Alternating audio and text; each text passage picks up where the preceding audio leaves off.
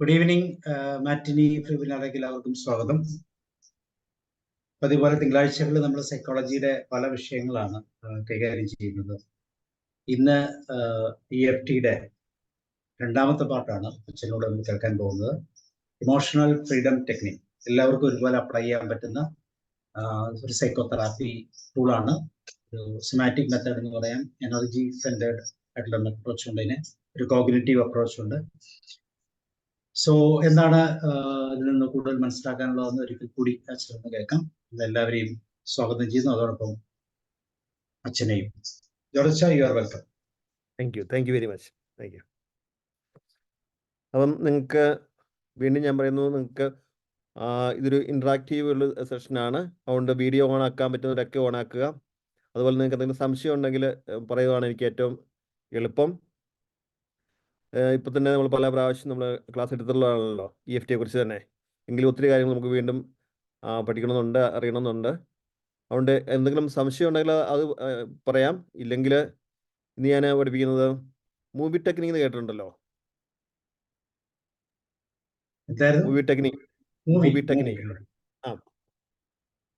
അപ്പോൾ അതിൻ്റെ അകത്ത് പ്രധാനമായിട്ടും ചെയ്യേണ്ടത്, നമുക്കിപ്പോൾ എന്തൊരു വിഷയം ഉണ്ടെങ്കിലും അത് എപ്പോഴാണ് സംഭവിച്ചത്. ആർക്കെങ്കിലും എന്തെങ്കിലും ഒരു വിഷയം പറയുവാണെങ്കിൽ അത് കറക്റ്റ് ആണെങ്കിൽ ഞാൻ പറയാം. അത് നിങ്ങൾ ചോദിച്ചു കഴിഞ്ഞാൽ എനിക്ക് പറയാൻ എളുപ്പമാണ്.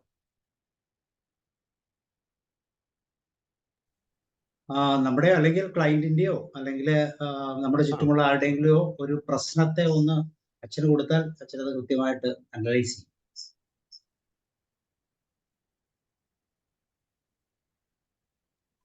ആർക്കും വലിയ വിഷയം എനിക്ക് ഒരു 20 ഇതാണോ അച്ഛൻ ഉദ്ദേശിച്ചത് എനിക്കറിയില്ല. എന്നാലും ഞാൻ പറയണം. 2018 ഒരു സ്നേക്ക് ബൈറ്റ് ഉണ്ടായി. രാത്രി 12:30 ആയിരുന്നു. 12:30 എന്നല്ലേ, അറൌണ്ട് 2 മറ്റോ ആയിട്ടുണ്ട്. സമയമൊന്നും എനിക്ക് ഓർമ്മയില്ല, കാരണം ഞാൻ ആ ഒരു വല്ലാത്തൊരു സ്റ്റേറ്റിലേക്ക് പോയിട്ടുണ്ടായിരുന്നു. അപ്പോൾ വേറെ വീട്ടില് എന്റെ റൂമിൽ ആരും ഉണ്ടായിരുന്നില്ല. ഞാൻ ടോയ്ലറ്റിൽ പോകുമ്പോഴാണ് ഇത് ഉണ്ടായത്. അപ്പോ ലൈറ്റ് ഹാഫ് ലൈറ്റ് ഉണ്ടായിരുന്നുള്ളൂ, ഉറക്കം പോകാതിരിക്കാൻ വേണ്ടി അത്രയിട്ടുള്ളൂ. അപ്പൊ പിന്നെ പെട്ടെന്ന് എനിക്ക് തോന്നിയത് എന്റെ കാലിന്റെ ഇങ്ങനെ ചുറ്റിയ പോലെ ഒരു ഫീലിംഗ് ആയിരുന്നു. ഞാൻ അപ്പൊ തന്നെ അവിടുന്ന്, കാരണം എനിക്ക് പൊതുവെ സ്നേക്കിനെ ഭയങ്കര പേടിയാണ്. അപ്പൊ ഞാൻ വേഗം പോയി വേറെ റൂമിൽ പോയിരുന്നിട്ട് കുറെ നേരം ഇങ്ങനെ ഇരുന്ന് കുറെ ചാൻഡിങ് ഒക്കെ ചെയ്തു എന്റെ തിരക്ക്. പിന്നെ ഞാൻ ഇത്തിരി ഭസ്മം എടുത്ത് പെരട്ട് അങ്ങനെയൊക്കെ ചെയ്തു, കാരണം 2 ഡ്രോപ്പ് ഇത് വന്നിട്ടുണ്ടായിരുന്നു. അപ്പൊ അതിനുശേഷം എനിക്ക് കാല് നിലത്ത് വെക്കാൻ വരെ 2 ദിവസം ഒബ്സർവേഷനിൽ കിടന്നു പറഞ്ഞു, ഇഷ്യൂ ഒന്നുമില്ല. പക്ഷെ ഞാൻ ആ വീട്ടിലേക്ക് പിന്നെ പോയത് 1 മന്ത് കഴിഞ്ഞിട്ടാണ്, സ്വന്തം വീട്ടിലേക്ക്. അതിനുശേഷം എനിക്ക് കാല് വല്ലാത്തൊരു ഇതാണ്. പലയിടത്തേക്ക് പോകുമ്പോഴും മറ്റേ എന്താ പറയാ തോട്ടത്തിലേക്ക് പോകുമ്പോഴും ഒക്കെ അതുണ്ട്. അപ്പൊ അങ്ങനെ ഞാൻ പതുക്കെ തന്നെ ഓവർകം ചെയ്ത് വരുമ്പോ ഇപ്പൊ അടുത്ത ഇതുപോലെ ഞാൻ എന്താ ഒരു പഴുതാര വന്നിട്ടൊരു ഇഷ്യൂ ഉണ്ടായി. അതിനുശേഷം ഞാൻ ചാൻഡിങ്ങിനൊന്നും നിലത്തിരിക്കുന്നില്ല, എപ്പോഴും കാല് കയറ്റി വെച്ചിട്ടുള്ള ഒരു ഇരിപ്പാണ്. അതിനെന്താ ചെയ്യാൻ പറ്റും? ഇതാണോ ഉദ്ദേശിച്ചത് അറിയില്ല. ഞാൻ അതിലില്ല, ഇത് മതി. കാരണം ഇത് അങ്ങനെ എനിക്ക് പറയാനായിട്ട് വളരെ എളുപ്പമാണ്. അതായത് ഇതിന് എത്ര സൂട്ട് ലെവൽ കൊടുക്കും? സബ്ജക്റ്റ് യൂണിറ്റ് ഓഫ് ഡിസോർഡർ ഇപ്പൊ ഇത് പറയുമ്പോൾ ഞാൻ 10 കൊടുക്കും. ഇപ്പൊ ഞാൻ എന്താ വെച്ചാൽ അതിലേക്ക് പോയില്ലോ, ഒരു മൂവി പോലെ പോയി. ഓക്കെ. ഇതിന് എത്ര സമയം എടുത്തിട്ടുണ്ട്? എന്താ ഈ ഒരു എപ്പിസോഡ്, ഈ സ്നേക്ക് കൊത്തിയില്ലേ, അതിന് എത്ര സമയം? അല്ലെങ്കിൽ അതിനൊരു ടൈറ്റിൽ കൊടുത്തേ. ഇതൊരു മൂവിയാന്ന് കൂട്ടുക. മൂവിയാന്ന് തന്നെ ഇപ്പം 10 കൊടുത്തു. ഇപ്പം അത് പറയുമ്പോഴത്തേക്കും ഒരു ടൈറ്റിൽ കൊടുത്തേ. ഒരു സിനിമയ്ക്ക് ഒരു പേര് വേണമല്ലോ. എന്താ കൊടുക്കുന്നേ? സംഗീതയുടെ ഭയം കൊടുക്കാം. എന്തോ? സംഗീതയുടെ ഭയം കൊടുക്കാം. സംഗീതയുടെ ഭയം കൊടുത്തു. ഇനി ഇത് എത്ര മിനിറ്റ് എടുക്കും? ഇത് എന്ത് സിനിമയോ? ഈ എപ്പിസോഡ് അതിനെ അതായത് ഓൾറെഡി ഉണ്ടായത് എത്ര നേരം എടുക്കും അല്ലേ? അയ്യോ, അങ്ങനെ പറഞ്ഞു കഴിഞ്ഞാൽ എനിക്ക് പെട്ടെന്ന് പറയാൻ പറ്റില്ല. അല്ല, എന്നാലും ഒരു 5 മിനിറ്റ് അല്ലെങ്കിൽ 10 മിനിറ്റ് അല്ലെങ്കിൽ അരമണിക്കൂർ. ഒരു മൂവിയായിട്ട് നമ്മൾ അതിനെ കാണുമ്പോൾ നമുക്ക് അതിനകത്ത് സമയം കൊടുക്കും. നമ്മൾ ആ ഇൻസിഡന്റിനെ നമ്മൾ ഒന്നുകൂടെ പുറത്തേക്ക് കൊണ്ടുവരും. ഒന്ന് എന്താ പറയുന്നത്, ഒരു എക്സ്പോഷറിലേക്ക് കൊണ്ടുവരാൻ വേണ്ടിയിട്ട് നമുക്ക് എത്ര സമയം എടുക്കാമെന്നുള്ളതാണ് ഉദ്ദേശിച്ചത്. ഇപ്പൊ റൈറ്റ് നൗ ആ ഇൻസിഡന്റ് നമ്മുടെ മനസ്സിൽ കൂടെ ഓർക്കാൻ, അല്ലെങ്കിൽ നമുക്കൊരു 10 മിനിറ്റ്സ് എടുക്കാം, 5 മിനിറ്റ്സ് എടുക്കാം, എത്ര സമയം എടുക്കാം? എനിക്കത് പെട്ടെന്ന് ഓർത്താൽ തന്നെ അത് വരും. അത്രയും ഇതായിട്ട് തന്നെ ഇന്റൻസിറ്റിയിൽ വരും. എന്തൊക്കെ NLP ടെക്നിക്ക് എല്ലാം ഞാൻ ചെയ്താലും എനിക്ക് അതേ ഇന്റൻസിറ്റി തന്നെ എപ്പോഴും ഉണ്ട്. അല്ല, അത് എത്ര സമയം എടുത്തു? ഇപ്പം എഴുന്നേറ്റു രാത്രി 2:30 പറഞ്ഞത്. അതെ അതെ അതെ. അപ്പൊ ഒരു പകുതി ഉറക്കത്തിലാണ്. അപ്പം എളുപ്പം അപ്പം ഒരു 10 മിനിറ്റ് എടുത്തോ? ഇതുണ്ടാവാനോ? അത് തന്നെ. അല്ല, ഇത് വന്നാൽ നമ്മൾ ടോയ്ലറ്റ് കിടക്കുമ്പോഴേ ഇത് കുത്തുന്നേ. അതെ അതെ അതിന് മൊത്തം എത്ര സമയം എടുത്ത് കാണും? അതിന് 2 മിനിറ്റ്സ് ഒക്കെ എടുത്തിട്ടുള്ളൂ. കാരണം ഞാൻ എണീക്കണു, പകുതി ഉറക്കത്തിൽ പോണു, ഇത് ഉണ്ടാവണു, ഞാൻ പേടിച്ചിരിക്കണു. 1 മണിക്കൂറൊക്കെ ഞാൻ പേടിച്ചിരുന്നുണ്ടാവും. അതിനുശേഷമാണ് എന്താ ചെയ്യണേന്നൊരു ആക്ഷൻ ഒക്കെ എനിക്ക് തോന്നിയത്. കാരണം എന്റെ ഫോണുകളൊക്കെ ആ റൂമിലായിരുന്നു. പിന്നെ ഞാൻ പതുക്കെ വന്ന് താഴെ വന്ന് വേറൊരു ഫോൺ എടുത്തു, ബ്രദറിനെ വിളിക്കുന്നു. അവൻ 7 കിലോമീറ്റേഴ്സിന് അകലെ നിന്ന് വരുന്നു, ഹോസ്പിറ്റലിൽ കൊണ്ടുപോകണം. ഇതെല്ലാം കൂടിയിട്ട് കുറെ സമയം എടുത്തിട്ടുണ്ട്. ഒരു വലിയൊരു എപ്പിസോഡ് തന്നെയായിരുന്നു. ഓക്കെ, എന്നാലും നമുക്കൊരു 20 മിനിറ്റ്സ് കൂട്ടിക്കോ.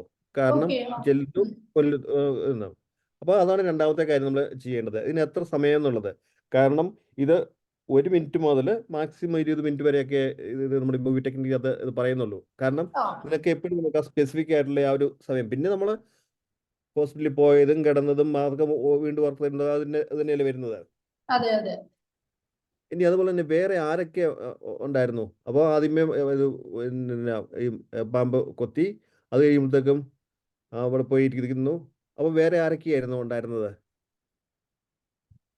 എന്റെ വീട്ടിൽ എന്റെ ബ്രദറും സിസ്റ്ററിനോയും വന്നു. വീട്ടിലൊരു വയസ്സായിട്ടുള്ള ഒരു അമ്മൂമ്മ ഉണ്ടായിരുന്നു. ഇത്രയും പേര് സ്പോട്ടിൽ ഉണ്ടായിരുന്നു. ഓക്കെ, ഇപ്പൊ ഇത് പറയുമ്പോൾ ശരീരത്തിന്റെ ഏത് ഭാഗത്തായിട്ടാണ് പ്രയാസം തോന്നുന്നത്? അതായത് നമ്മുടെ ഹാർട്ട് ചക്രയുടെ തൊട്ട് താഴെയായിട്ട്. ആഴ്ചക്കടെ താഴെയായിട്ട്. ഇനിയിപ്പോൾ അതൊക്കെ വേണേൽ കണ്ണ് നടക്കാവോ? കണ്ണടയ്ക്കാം. എന്നിട്ട് അത് എന്നാ എന്തെങ്കിലും ഒരു കളറോ ആകൃതിയോ ഒക്കെ ഉണ്ടോ ഇതിന്, ഈ ഭയം തോന്നുമ്പം? എന്തെങ്കിലും പേടി തോന്നുമ്പോൾ എന്തെങ്കിലും നമ്മുടെ ഹാർട്ട് ചക്രയുടെ താഴെയാന്നല്ലേ പറഞ്ഞത്? അത് എന്തായിട്ടാ കാണുന്നത്? കറുപ്പാണോ വെളുപ്പാണോ? അതിനേക്കാൾ കൂടുതൽ എനിക്കൊരു വൈബ്രേഷനാ തോന്നുന്നത്. Okay okay okay. ഇനി നമുക്ക് ടാപ്പ് ചെയ്യാൻ തുടങ്ങാം. ഓക്കെ. എനിക്ക് നല്ല ഭയമുണ്ടെങ്കിലും ഞാൻ എന്നെ തന്നെ പൂർണ്ണമായിട്ടും സ്നേഹിക്കുകയും അംഗീകരിക്കുകയും ചെയ്യുന്നു. പറഞ്ഞോ. എനിക്ക് ഭയമുണ്ടെങ്കിലും ഞാൻ അതിനെ പൂർണ്ണമായും സ്നേഹിക്കുകയും അംഗീകരിക്കുകയും ചെയ്യുന്നു. എനിക്ക് നല്ല ഭയമുണ്ടെങ്കിലും ഞാൻ എന്നെ തന്നെ പൂർണ്ണമായും സ്നേഹിക്കുകയും അംഗീകരിക്കുകയും ചെയ്യുന്നു. എനിക്ക് നല്ല ഭയമുണ്ടെങ്കിലും ഞാൻ എന്നെ തന്നെ പൂർണ്ണമായും സ്നേഹിക്കുകയും അംഗീകരിക്കുകയും ചെയ്യുന്നു. എനിക്ക് നല്ല ഭയമുണ്ടെങ്കിലും ഞാൻ എന്നെ തന്നെ പൂർണ്ണമായിട്ടും സ്നേഹിക്കുകയും അംഗീകരിക്കുകയും ചെയ്യുന്നു. നെറ്റിയല്ലേ? എനിക്ക് നല്ല ഭയമുണ്ടെങ്കിലും ഞാൻ എന്നെ തന്നെ പൂർണ്ണമായിട്ടും സ്നേഹിക്കുകയും അംഗീകരിക്കുകയും ചെയ്യുന്നു. നെറ്റിയല്ലേ? എനിക്ക് നല്ല ഭയമുണ്ടെങ്കിലും ഞാൻ എന്നെ തന്നെ പൂർണ്ണമായിട്ടും സ്നേഹിക്കുകയും അംഗീകരിക്കുകയും ചെയ്യുന്നു. ഇതിൻ്റെ എവിടെ സൈഡില്, കണ്ണിൻ്റെ സൈഡില്. എനിക്ക് നല്ല ഭയമുണ്ടെങ്കിലും ഞാൻ എന്നെ തന്നെ പൂർണ്ണമായിട്ടും സ്നേഹിക്കുകയും അംഗീകരിക്കുകയും ചെയ്യുന്നു. കണ്ണ് താഴെ. എനിക്ക് നല്ല ഭയമുണ്ടെങ്കിലും ഞാൻ എന്നെ തന്നെ പൂർണ്ണമായിട്ടും സ്നേഹിക്കുകയും അംഗീകരിക്കുകയും ചെയ്യുന്നു. മൂക്കിന് താഴെ. എനിക്ക് നല്ല ഭയമുണ്ടെങ്കിലും ഞാൻ എന്നെ തന്നെ പൂർണ്ണമായിട്ടും സ്നേഹിക്കുകയും അംഗീകരിക്കുകയും ചെയ്യുന്നു. ചുണ്ടിന് താഴെ. എനിക്ക് നല്ല ഭയമുണ്ടെങ്കിലും, ഉറക്കെ പറഞ്ഞോളെ, എന്നെ തന്നെ പൂർണ്ണമായിട്ടും സ്നേഹിക്കുകയും അംഗീകരിക്കുകയും ചെയ്യുന്നു. ഇനി കോളർ ബോൺ. എനിക്ക് നല്ല ഭയമുണ്ടെങ്കിലും ഞാൻ എന്നെ തന്നെ പൂർണ്ണമായിട്ടും സ്നേഹിക്കുകയും അംഗീകരിക്കുകയും ചെയ്യുന്നു. ഇനി താഴെ. എനിക്ക് നല്ല ഭയമുണ്ടെങ്കിലും ഞാൻ എന്നെ തന്നെ പൂർണ്ണമായിട്ടും സ്നേഹിക്കുകയും അംഗീകരിക്കുകയും ചെയ്യുന്നു. ഇനി കൈയുടെ റെസ്റ്റില്. എനിക്ക് നല്ല ഭയമുണ്ടെങ്കിലും ഞാൻ എന്നെ തന്നെ പൂർണ്ണമായിട്ട് സ്നേഹിക്കുകയും അംഗീകരിക്കുകയും ചെയ്യുന്നു. ഇനി കയ്യിൻ്റെ അറ്റം. എനിക്ക് നല്ല ഭയമുണ്ടെങ്കിലും ഞാൻ അതിനെ പൂർണ്ണമായിട്ടും സ്നേഹിക്കുകയും അംഗീകരിക്കുകയും ചെയ്യുന്നു. എനിക്ക് നല്ല ഭയമുണ്ടെങ്കിലും ഞാൻ അതിനെ പൂർണ്ണമായിട്ടും സ്നേഹിക്കുകയും അംഗീകരിക്കുകയും ചെയ്യുന്നു. എനിക്ക് നല്ല ഭയമുണ്ടെങ്കിലും ഞാൻ അതിനെ പൂർണ്ണമായിട്ടും സ്നേഹിക്കുകയും അംഗീകരിക്കുകയും ചെയ്യുന്നു. എനിക്ക് നല്ല ഭയമുണ്ടെങ്കിലും ഞാൻ അതിനെ പൂർണ്ണമായിട്ടും സ്നേഹിക്കുകയും അംഗീകരിക്കുകയും ചെയ്യുന്നു. എനിക്ക് നല്ല ഭയമുണ്ടെങ്കിലും ഞാൻ അതിനെ പൂർണ്ണമായിട്ടും സ്നേഹിക്കുകയും അംഗീകരിക്കുകയും ചെയ്യുന്നു. ഇനി കൈ രണ്ടും നെറ്റിത്തോട് വെച്ച് ശ്വാസം ഉള്ളിലേക്ക് എത്രത്തോളം എടുക്കാവോ അത്രത്തോളം എടുത്തേ. വിശ്വസിക്കുക. വീണ്ടും ഒന്നുകൂടെ ശ്വാസം ഉള്ളിലേക്ക് എടുത്തേ. വിശ്വസിക്കുക. വീണ്ടും ഒന്നുകൂടെ എടുത്തേ. വിശ്വസിക്കുക. ഇപ്പൊ എന്തെങ്കിലും ഒരു വൈബ്രേഷൻ തോന്നുന്നുണ്ടോ? എന്തെങ്കിലും കുറഞ്ഞതായിട്ട് വല്ലതും തോന്നുന്നുണ്ടോ? ഒന്നുമില്ല, പോരാ. അല്ല, എന്തെങ്കിലും ഒരു മാറ്റം വന്നിട്ടുണ്ടോ? ചെയ്തുകൊണ്ടിരിക്കുമ്പോ ഏതോ ഒരു പോയിന്റിൽ ചെറുതായിട്ട് റിലീസ് വന്നു, അത്രേ ഉള്ളൂ. അത് എത്രയായിട്ട് കൂട്ടും? അത് വേണമെങ്കിൽ 9 ആക്കി കിട്ടാം. ഓക്കെ. ഇപ്പൊ നമ്മൾ ഒരു പ്രാവശ്യമല്ലേ ചെയ്തുള്ളൂ. അതെ, ഇത് തന്നെ ഉണ്ടല്ലോ, അത് 0 ആകുന്ന വരെ അത് ചെയ്യുക. ഇപ്പൊ നമ്മളിപ്പോ ഒരു പ്രാവശ്യം മാത്രമേ ഉള്ളൂ, പക്ഷെ ഇത് ചെയ്യുവാണെങ്കിൽ തീർച്ചയായിട്ടും മാറിയിരിക്കുന്നത്. അപ്പൊ ഇതിനെ മൂവി ആയിട്ട് കൊണ്ടുവരണം അല്ലേ? ആ. കൊണ്ടുവന്നിട്ട് വേണം ചെയ്യാൻ. ഓക്കെ. അതിനെ ഇപ്പൊ നമുക്ക് കാര്യങ്ങളൊക്കെ അറിയാലോ. അപ്പൊ എന്ന് പറയുമ്പോഴത്തേക്കും അത്രമാത്രം നമുക്ക് ഇപ്പൊ തന്നെ എന്നാ പാമ്പ് കടിച്ച പോലെയാണ് ഇപ്പോൾ നമ്മൾ അനുഭവിക്കുന്നത്. അതെ, അപ്പം അതിനെ 0 വരെ കൊണ്ടുവരുമ്പോഴത്തേക്കും ആ ഒരു വിഷയം തീർന്നല്ലോ. അതെ. 1 ടൈം 0 ആക്കിയാൽ മതിയോ? ഇത് കണ്ടിന്യൂസ് ചെയ്യണോ? ഇത് കണ്ടിന്യൂസ് ആയിട്ട് ചെയ്യണം. ഇപ്പൊ ഓക്കെ. മുമ്പേ പറഞ്ഞില്ലേ, അരമണിക്കൂറൊക്കെ ചെയ്ത് കഴിയുമ്പോഴത്തേക്കും ഒരു അതെ, സുഖം ഉണ്ടെന്ന് പറഞ്ഞു. നല്ല വ്യത്യാസമുണ്ട്. അതെ, ഇതിപ്പോ ഞാനിപ്പോ ഒന്ന് മാത്രമേ ഞാൻ ചെയ്തുള്ളൂ, കാരണം നമ്മൾ പഠിക്കാൻ വേണ്ടിയിട്ട് മാത്രമായതുകൊണ്ട്. അതെ. അപ്പൊ ഇത് ചോക്കിംഗ് പോലെ തന്നെ വരുന്നുണ്ട്. ഇപ്പൊ എന്താ വെച്ചാൽ ശരിക്കും അത് മൂവി പോലെ വന്നൂലോ. അതങ്ങോട്ട് Yes, yes. കൊണ്ടുവരാറില്ല, കുഴിച്ചു മുടിക്കായിരുന്നു. പക്ഷെ അതവിടെ ഉണ്ട്. ഓക്കെ. അത് കംപ്ലീറ്റ് ആയിട്ട് മാറുമ്പോഴത്തേക്കും ആ ഒരു വിഷയം തീർന്നല്ലോ. അതെ. അതാണ് ഇതിന്റെ ഒരു കാര്യമുള്ളത്. Thank you so much. Thank you. അപ്പോൾ ഇതാണ് നമ്മൾ ചെയ്യാനുള്ളത്. ഒന്ന്, ആ മെമ്മറി എടുക്കുക. ഈ മൂവി ടെക്നിക്കിനകത്ത് ആദ്യം മെമ്മറി കൊണ്ടിരുന്നു. അത് കഴിഞ്ഞ് ഈ മൂവിയുടെ ലെങ്ത് നമ്മൾ കണക്കാക്കുന്നു. ഒന്നുകിൽ ഒരു 5 മിനിറ്റോ അല്ലെങ്കിൽ 10 മിനിറ്റോ, ഒരു 20 മിനിറ്റ് കൂടുതലൊന്നും ഒരിക്കലും പോകരുത്. ആ ഒരു വിഷയം മാത്രം നമ്മൾ എടുക്കാവുള്ളൂ. പിന്നെ നമുക്ക് ടൈറ്റിൽ കൊടുക്കുന്നു. ഇപ്പം പറഞ്ഞത് തന്നെ സംഗീത ഫിയർന്ന് കൊടുത്തു. അങ്ങനെ നമ്മൾ ടൈറ്റിൽ കൊടുത്തു. പിന്നെ ആരൊക്കെ ഉണ്ടായിരുന്നു എന്നുള്ള കാര്യം നമ്മൾ നോക്കുന്നു. അത് കഴിയുമ്പോഴത്തേക്കും അതാണ് നമ്മുടെ ഈ മൂവി ടെക്നിക്കിന്റെ കാര്യം പറയുന്നത്. പിന്നെ എന്നോട് വേറെ ആൾക്കാർ ചോദിച്ചത്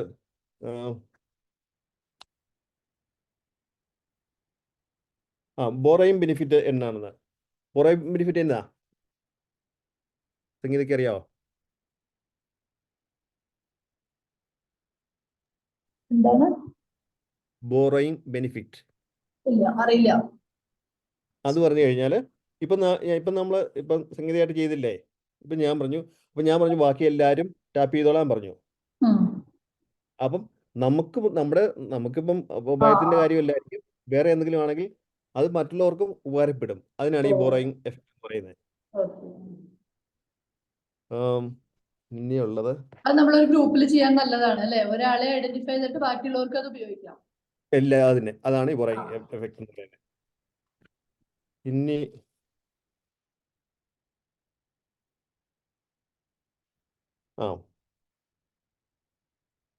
ഈ ചേസിങ് ദ പെയിൻ അറിയാവോ?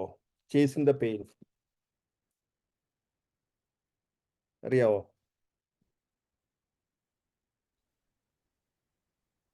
ടെക്നിക്ക് ചിലപ്പോൾ അറിയണ്ടോ, പേരറിയില്ല. ചേസിങ് എന്ന് പറഞ്ഞു കഴിഞ്ഞാൽ ഇപ്പം നമുക്കിപ്പം ഇപ്പം ഈ പാമ്പുകടിയുടെ തന്നെ ആയാലും അത് വളരെ ലോങ് സ്റ്റോറിയാണ്. അത് നമ്മൾ ചെറുതായിട്ട് കൊണ്ടുവരുവാണ്. ഇപ്പം സംഗീത സ്ഫിയർ എന്ന് നമ്മൾ കൊടുത്തു, അല്ലെങ്കിൽ അത് ഭയങ്കര ഒരു ഇൻറ്റൻസീവ് ആയിട്ടുള്ളൊരു ഇതാണെങ്കിൽ നമ്മൾ വീണ്ടും ചെറുതാക്കുകയാണ് ചെയ്യുന്നത്. അല്ലാതെ നമ്മൾ ഏറ്റവും ഡീപ്പായിട്ടുള്ളൊരു സ്ഥലത്തേക്ക് പോകത്തില്ല. അതിനാണ് ചേസിങ് ദ പെയിൻ എന്ന് പറയുന്നത്.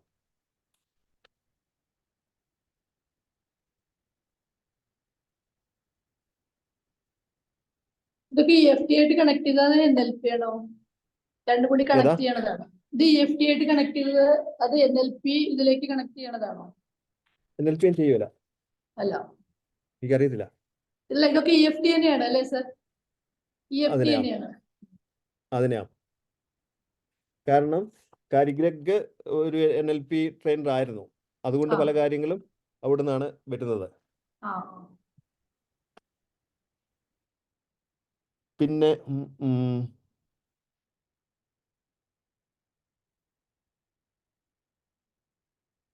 പിന്നെ വേറെ എന്തെങ്കിലും പറയാനായിട്ടുണ്ടോ?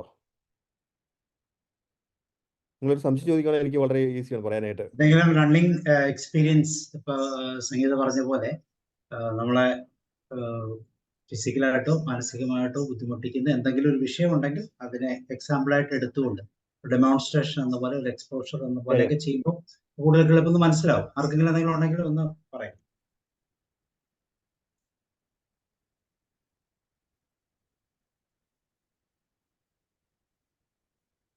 നമ്മുടെ വിഷയമാവണമെന്നില്ല, നമ്മളുടെ ചുറ്റുമുള്ള ആളുകൾ എക്സ്പീരിയൻസ് ചെയ്യുന്ന വിഷയമാണെങ്കിലും കുഴപ്പമില്ല. കാരണം നമുക്കതൊരു പ്രാക്ടീസ് ആയിട്ട് മറ്റുള്ളവർക്ക് ഉപയോഗിക്കാം.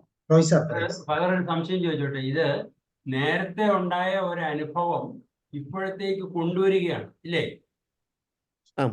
അതെ. അപ്പോൾ അത് ഇപ്പൊ പ്രയാസം തോന്നുന്നില്ല, വിഷയങ്ങളൊക്കെ തീർന്നു പോയില്ലേ? ഇല്ലല്ലോ, ആ ഉള്ള സമയത്തല്ലേ നമ്മളിത് പ്രാക്ടീസ് ചെയ്ത് നോക്കുന്നത് അല്ലേ? തീർച്ചയായിട്ടും. അതെ. അപ്പൊ അതിനുള്ള ഒരു ട്രയലാണ് നമ്മളിപ്പോ കാണിക്കുന്നത്. അങ്ങനെയല്ല സാറേ, ഇത് കുറെ നാളായിട്ട് ഇങ്ങനെ മനസ്സിൽ കിടക്കുന്നതായിരിക്കും, എപ്പോഴും ഫീൽ ചെയ്യണമെന്നില്ല.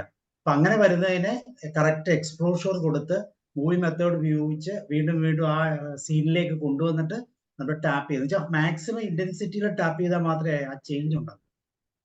അപ്പൊ ആ ഇന്റൻസിറ്റിയിലേക്ക് കൊണ്ടുവരണമെങ്കിൽ നമ്മൾ ഈ മൂവി മെത്തേഡ് ഉപയോഗിച്ച് ആ പ്രോസസ് റീക്രിയേറ്റ് ചെയ്യാം. അപ്പൊ ഇന്റൻസിറ്റി എല്ലാം ശരീരത്തിൽ ഫീൽ ചെയ്യും. ആ സമയത്തുണ്ടായ ആ എമോഷനെ ഇപ്പോൾ നമ്മൾ കൊണ്ടുവന്ന് നമ്മൾ അവശേഷിക്കുന്നുണ്ടെങ്കിൽ അതിനെ റിലീവ് ചെയ്യാൻ വേണ്ടിയിട്ട് നമ്മൾ ചെയ്യുന്ന ഒരു ഭാഗമാണ് ഈ പറയുന്ന. ഓക്കെ.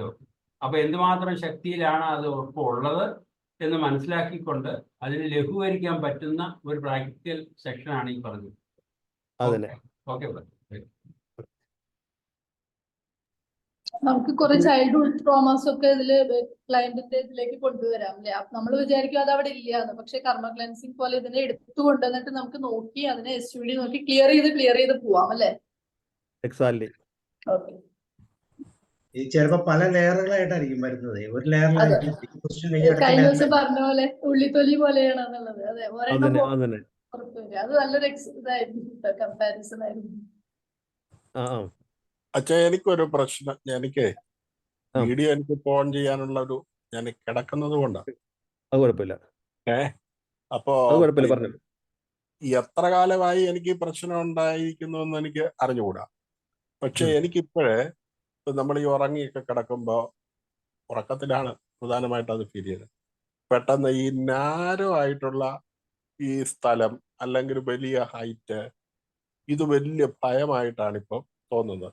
ഇപ്പൊ നാരോ ഇപ്പൊ പണ്ട് നമ്മുടെയൊക്കെ തിയേറ്ററിൽ ഇങ്ങനെ സിനിമ ഈ ടിക്കറ്റ് എടുക്കാനായിട്ട് ഒരുപാട് ചെറിയ സ്ഥലത്തൂടെ ഇങ്ങനെ കുറെ ദൂരം നടന്ന് എന്നിട്ട് ടിക്കറ്റ് എടുക്കുന്ന ഒരു ഏർപ്പാടുണ്ടായിരുന്നല്ലോ.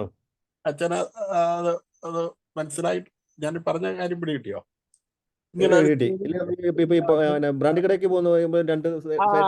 അങ്ങനത്തെ ചെറിയ ഇടനാഴി നല്ല ഉയരമുള്ള മതിലാണെങ്കിൽ എനിക്കിപ്പോ അത് ഭാവനയിൽ പോലും കാണാനായിട്ട് അത്തരത്തിൽ പറ്റില്ല. അത്രയ്ക്കും ചെറിയൊരു ഇതിൻ്റെ അകത്തൂടെ കയറി പോകുമ്പം ഒരു ശ്വാസം മുട്ടൽ പോലെയാണ് നമുക്ക് ഫീൽ ചെയ്യുന്നത്. അതുപോലെ തന്നെ കുഞ്ഞു സ്ഥലങ്ങള്, ഇങ്ങനെ ഇടുങ്ങിയ സ്ഥലങ്ങള്, അപ്പൊ നമ്മള് ഉടനെ തന്നെ കണ്ണു തുറന്നു പോകും, പേടിച്ചു പോകും. അതെനിക്ക് എത്ര നാളായി അങ്ങനെ തുടങ്ങിയെന്ന് എനിക്കിപ്പോ പറയാൻ നിർവാഹമില്ല. ഏതായാലും ഇപ്പൊ അങ്ങനെ ഒരു ഫീലിംഗ് ഉണ്ട്. അതിന് എത്ര സൂട്ട് ലെവൽ കൊടുക്കും? ഞാൻ അങ്ങനെ ഒന്നും ചെയ്തിട്ടില്ല. അല്ല ഏകദേശം ഒന്ന് പറഞ്ഞാൽ മതി. അതിനിപ്പം 10 പറയുകയാണെങ്കിൽ ഏറ്റവും മാക്സിമം ആണ്. ഇനിയിപ്പം 7 8 മാക്സിമം തന്നെ വെക്കുന്നതിന് ഒരു കുഴപ്പമില്ല. 10 അല്ലേ? അങ്ങനെ തന്നെ വെക്കാം. കാരണം അത്രയ്ക്ക് എനിക്കതൊരു ഒട്ടും അത് സഹിക്കാൻ പറ്റത്തില്ല. പെട്ടെന്ന് ഇങ്ങനെ ശ്വാസം കിട്ടാത്ത പോലെ. ഇത് ഒരു വികാരമായിട്ട് പറയുവാണെങ്കിൽ എന്താ തോന്നുന്നത്? ഇത് പേടിയാണോ? പേടിയാ, പേടി ഭയം, ഓക്കെ. എന്തോ ഒരു ഭയം, ശ്വാസം കിട്ടാത്തൊരു ഭയം. അപ്പം ഇത് പതുക്കെ കണ്ണൊക്കെ ഒന്ന് അടച്ചിട്ട് ഒന്ന് ശരീരത്തിൽ എവിടെയാണ് കാണാൻ പറ്റുന്നത് ഇത്? ശരീരത്തില് അങ്ങനെ എവിടെയാ? അങ്ങനെ വേണമെങ്കിൽ ഈ തലയുടെ ഭാഗത്തൊന്നും വേണമെങ്കിൽ വരും. അതെയോ? അത് ഒരു പ്രത്യേക ഷേപ്പ് ഉണ്ടോ? എന്തെങ്കിലും കളർ ഉണ്ടോ? എനിക്ക് ഇങ്ങനെ കണ്ണടച്ചിരിക്കുമ്പോ ഒരു ഡാർക്കാണ് ഫീൽ ചെയ്യുന്നത്. ഡാർക്ക്. ഓക്കെ. നമുക്ക് പതുക്കെ ഒന്ന് ടാപ്പ് ചെയ്യാൻ തുടങ്ങിയാലോ? ആയിക്കോട്ടെ.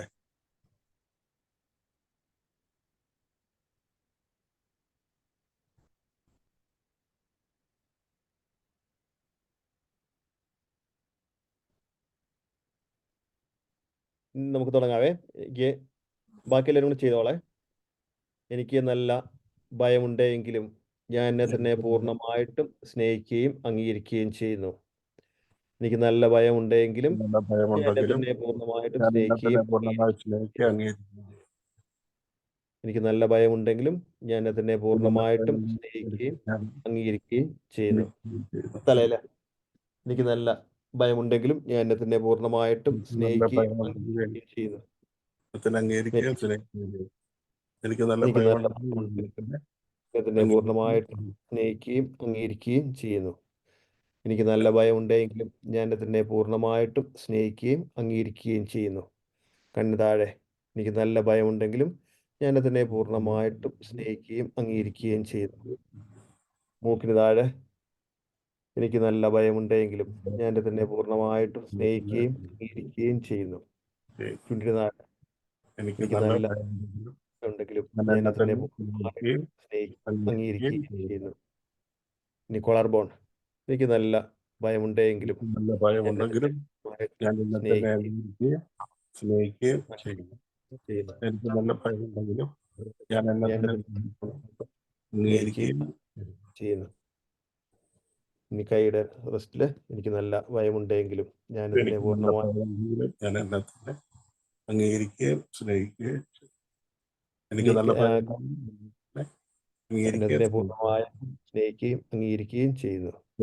എനിക്ക് നല്ല ഭയമുണ്ടെങ്കിലും ഞാൻ അതിനെ പൂർണ്ണമായിട്ടും സ്നേഹിക്കുകയും ഞാൻ എന്നെ ചെയ്യുന്നു. തന്നെ അംഗീകരിക്കുകയും എനിക്ക് നല്ല ഭയമുണ്ടെങ്കിലും ഞാൻ അതിനെ പൂർണ്ണമായിട്ടും സ്നേഹിക്കുകയും അംഗീകരിക്കുകയും ചെയ്യുന്നു. എനിക്ക് നല്ല ഭയമുണ്ടെങ്കിലും ഞാൻ അതിനെ പൂർണ്ണമായിട്ടും സ്നേഹിക്കുകയും അംഗീകരിക്കുകയും ചെയ്യുന്നു. നല്ല ഭയമുണ്ടെങ്കിലും ഞാൻ അതിനെ പൂർണ്ണമായിട്ടും സ്നേഹിക്കുകയും. ഇനി കൈ രണ്ടും ചേർത്ത് വെച്ച് ശ്വാസം നല്ലതുപോലെ ഉള്ളിലേക്ക് എടുത്തേ.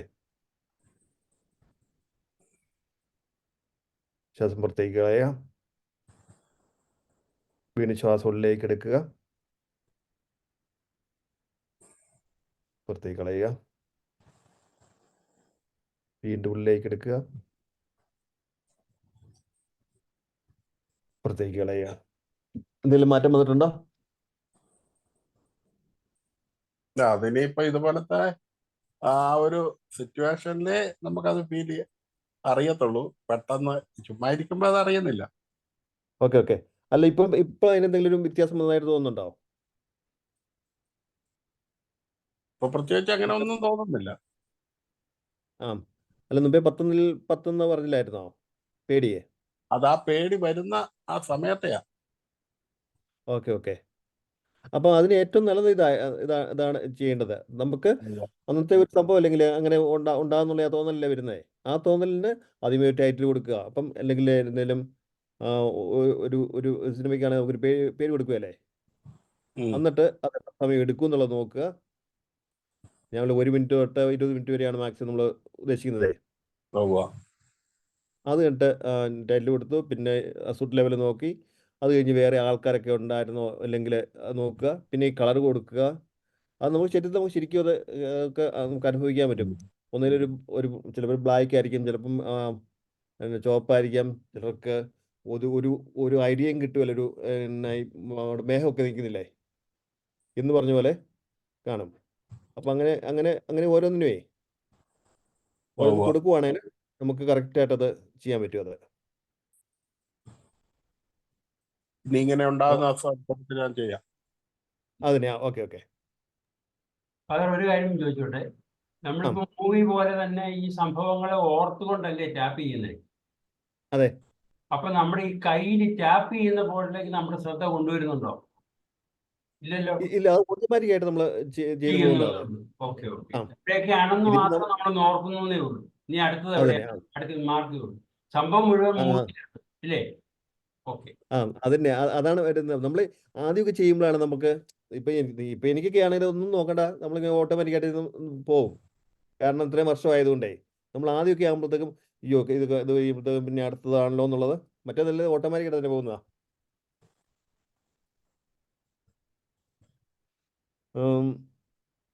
പക്ഷെ സാർ ഒരു കാര്യം കേൾക്കട്ടെ എന്തോ സാർ, ഇങ്ങനെയുള്ള ഒരു ഇഷ്യൂ ഉള്ള ഒരാൾ ചെയ്യുമ്പോഴേ സെൽഫ് ഡ്രിവൺ ആവണ്ടേ? അത്രത്തോളം അത് ചെയ്യാൻ പറ്റും അല്ലേ? സെൽഫ് ഡ്രിവൺ ആവണ്ടേ? അതായത് ഇങ്ങനെ ഇഷ്യൂ ഉള്ള ഒരാൾ ചെയ്യുമ്പോഴേ അത് ആളൊരു സെൽഫ് ഡ്രിവൺ ആവണ്ടേ? തന്നെ ഒരു ഇത് എടുത്ത് ചെയ്യണ്ടേ? എഫേർട്ട് എടുത്ത് ചെയ്യണ്ടേ? തീർച്ചയായിട്ടും. അത് എത്രത്തോളം ചെയ്യും എന്നുള്ളതാണ് അല്ലേ? അതന്നെ ഞാൻ പറഞ്ഞത്. നമുക്ക് വേറെ ആൾക്കാരെ സഹായിക്കാനാണെങ്കിലും വളരെ എളുപ്പമാണിത്. അതാണ് കാരണം എളുപ്പം. അതാ എളുപ്പം. കാരണം ഇല്ലെങ്കിൽ നമ്മൾ ചിന്തിക്കുന്ന കാര്യങ്ങൾ തന്നെയാണ് വീണ്ടും അത് തന്നെ ചിന്തിക്കുന്നത്. അതെ അതെ. അപ്പൊ ആ ഒരു ഇത് എടുക്കണ ആലോചിക്കുമ്പോ തന്നെ വേണ്ടാന്ന് വെക്കുകയും ചെയ്യുന്നു ചിലപ്പോ. യെസ്. അത് കൺഫ്രണ്ട് ചെയ്യണ പോലെയാണല്ലോ. അതന്നെ. അതെ.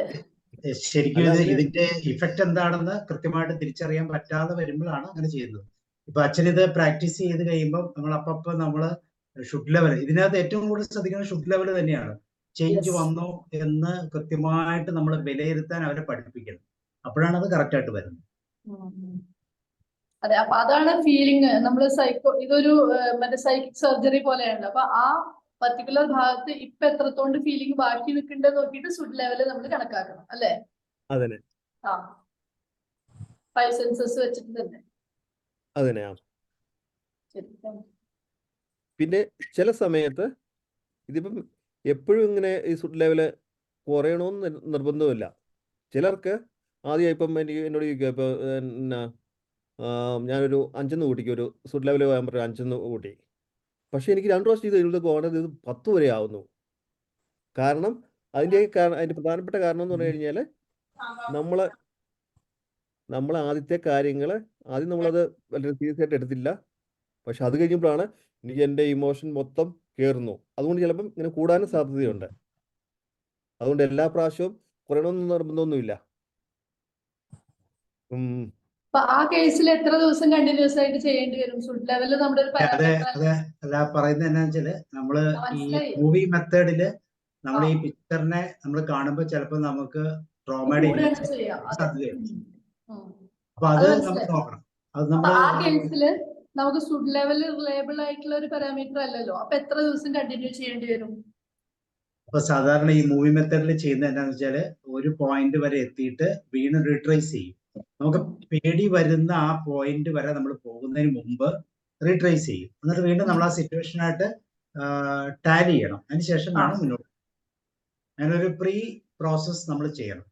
എന്ന് വെച്ചാൽ ഈ സിറ്റുവേഷൻ കാണുമ്പോൾ പേടി വരാത്ത രീതിയിൽ മാനേജ് ചെയ്ത് മുന്നോട്ട് പോകാൻ നമ്മൾ ട്രെയിനിങ് കൊടുക്കും. അതെ. അത് NLP-യിൽ നമ്മൾ ഇത് ശരിക്കും ഒരു സ്ക്രീനിൽ ഒരു മൂവി കണ്ടിട്ട് ചെയ്യില്ലേ? അത് തന്നെ അല്ലേ? ആ പോയിന്റ് വരെ എത്തുമ്പോൾ പറ്റുന്നില്ലെങ്കിൽ എന്നെ ബ്ലാക്ക് ആൻഡ് വൈറ്റ് ആക്കുകയൊക്കെ ചെയ്യത്തില്ല. അപ്പൊ ആ സിറ്റുവേഷൻ നമ്മൾ നോക്കാം. അത് അവിടെയാണ് നമ്മൾ ഈ തെറാപ്പിസ്റ്റിന്റെ ഒരു പാർട്ട്. അല്ലെങ്കിൽ സെൽഫ് ഡ്രിവൺ ആണെന്ന് പറഞ്ഞാൽ ഇത് സിവിയർ ട്രോമ അഫക്റ്റഡ് ആകുന്ന കേസുകളിൽ ട്രോമയെ ഡീസെൻസിറ്റൈസ് ചെയ്യാൻ വേണ്ടി ഉപയോഗിക്കുന്ന ഒരു ടൂളാണ് പ്രധാനമായിട്ടും. അപ്പൊ ആ ടൂളില് ഈ ആളുടെ ഷുഡ് ലെവൽ 10 എന്നൊക്കെ കേൾക്കുമ്പോൾ തീർച്ചയായിട്ടും ശ്രദ്ധയോടെ വേണം കൈകാര്യം ചെയ്യാൻ. കാരണം അത് പഴയ ചിന്ത, പ്രത്യേകിച്ച് ഒരാളുടെ മരണമാകാം, അല്ലെങ്കിൽ വേറൊരു കേസ് പറഞ്ഞാൽ ചൈൽഡ് അബ്യൂസ് ആകാം. ഇങ്ങനെയുള്ളതൊക്കെ ഭയങ്കര ട്രോമ ഉണ്ടാക്കുന്ന ഇഷ്യൂസ് ആണ്. അപ്പൊ അങ്ങനെയുള്ള ഇഷ്യൂസ് നമ്മൾ ഹാൻഡിൽ ചെയ്യുന്ന സമയത്ത് വളരെ ഈസി ആയിട്ട് ഈ പ്രോസസ് ചെയ്യാൻ പാടില്ല. അതുകൊണ്ടാണ് സെൽഫ് ഡ്രിവൺ ആണ് എന്ന് പറയുമ്പോഴും ഒരു കെയർ ഇതിന് ആവശ്യമുണ്ട്. കാരണം ട്രോമയുടെ ഇന്റൻസിറ്റിയാണ്. അത് സംസാരിക്കുമ്പോൾ തന്നെ നമുക്കറിയാം, ക്ലയന്റുമായിട്ട് സംസാരിക്കുമ്പോൾ അറിയാം, ആ കാര്യം ഓർക്കാൻ പോലും പറ്റുന്നില്ല എന്ന് പറയുന്ന ആ ഒരു വ്യക്തിയുടെ സിറ്റുവേഷൻ കൂടെ നമ്മൾ അനലൈസ് ചെയ്യും. അല്ല, അങ്ങനെ ഒരു സംശയമുണ്ട്. അങ്ങനെയുള്ള ഒരു കേസിൽ നമ്മൾ വേറെ എന്തെങ്കിലും പോസിറ്റീവ് ഇൻഫർമേഷൻ കൊടുത്തിട്ട് ആളെ ഒന്ന് കാമാക്കിയാൽ ശരിയാവും, എന്നിട്ട് തുടങ്ങാൻ പറ്റും. അവിടെയാണ് നമുക്ക് അങ്ങോട്ടും ഇങ്ങോട്ടും ഡയലോഗ് വേണ്ടത്. അതിന് ഡയലോഗിലൂടെ, സംസാരത്തിലൂടെ നമ്മൾ വിശ്വാസത്തിൽ എടുക്കുക. ഞാൻ പറഞ്ഞാൽ നിങ്ങൾക്ക് വിശ്വാസമാകുന്നുള്ള രീതിയിൽ ക്ലയന്റും തെറാപ്പിസ്റ്റും തമ്മിൽ നല്ലൊരു കോൺട്രാക്ട് ഫോം ചെയ്തതിന് ശേഷം ഗ്രാജുവൽ ആയിട്ട് ആ പൊസിഷനിലേക്ക് നമുക്ക് കൊണ്ടെത്തിക്കും. അവിടെയാണ് സിവിയർ ട്രോമ. ഇപ്പൊ നമ്മൾ ഇതിന്റെ കേസ് സ്റ്റഡി നമ്മൾ നോക്കിയാൽ തന്നെ അറിയാം, വളരെ സിവിയർ ആയിട്ടുള്ള ട്രോമയുള്ള വ്യക്തികളെ ട്രാൻസിലേക്ക്, ശരിക്കും പറഞ്ഞാൽ ഈ എറിക്സോണിയൻ ഹിപ്നോസിസ് ചെയ്യുന്ന ഘട്ടങ്ങളിൽ പലപ്പോഴും ട്രാൻസിലേക്ക് എത്തിക്കാൻ പറ്റാത്ത ആളുകൾക്ക്, സിവിയർ ട്രോമയുള്ളവർക്ക് എന്താണ് ഒരു ഓൾട്ടർനേറ്റീവ് എന്നുള്ള രീതിയിൽ ആണ് ഇത് ഡെവലപ്പ് ചെയ്ത് വരുന്നത്. അപ്പൊ അങ്ങനെയുള്ള കേസ് നമുക്ക് സംസാരിക്കുമ്പോൾ അറിയാം.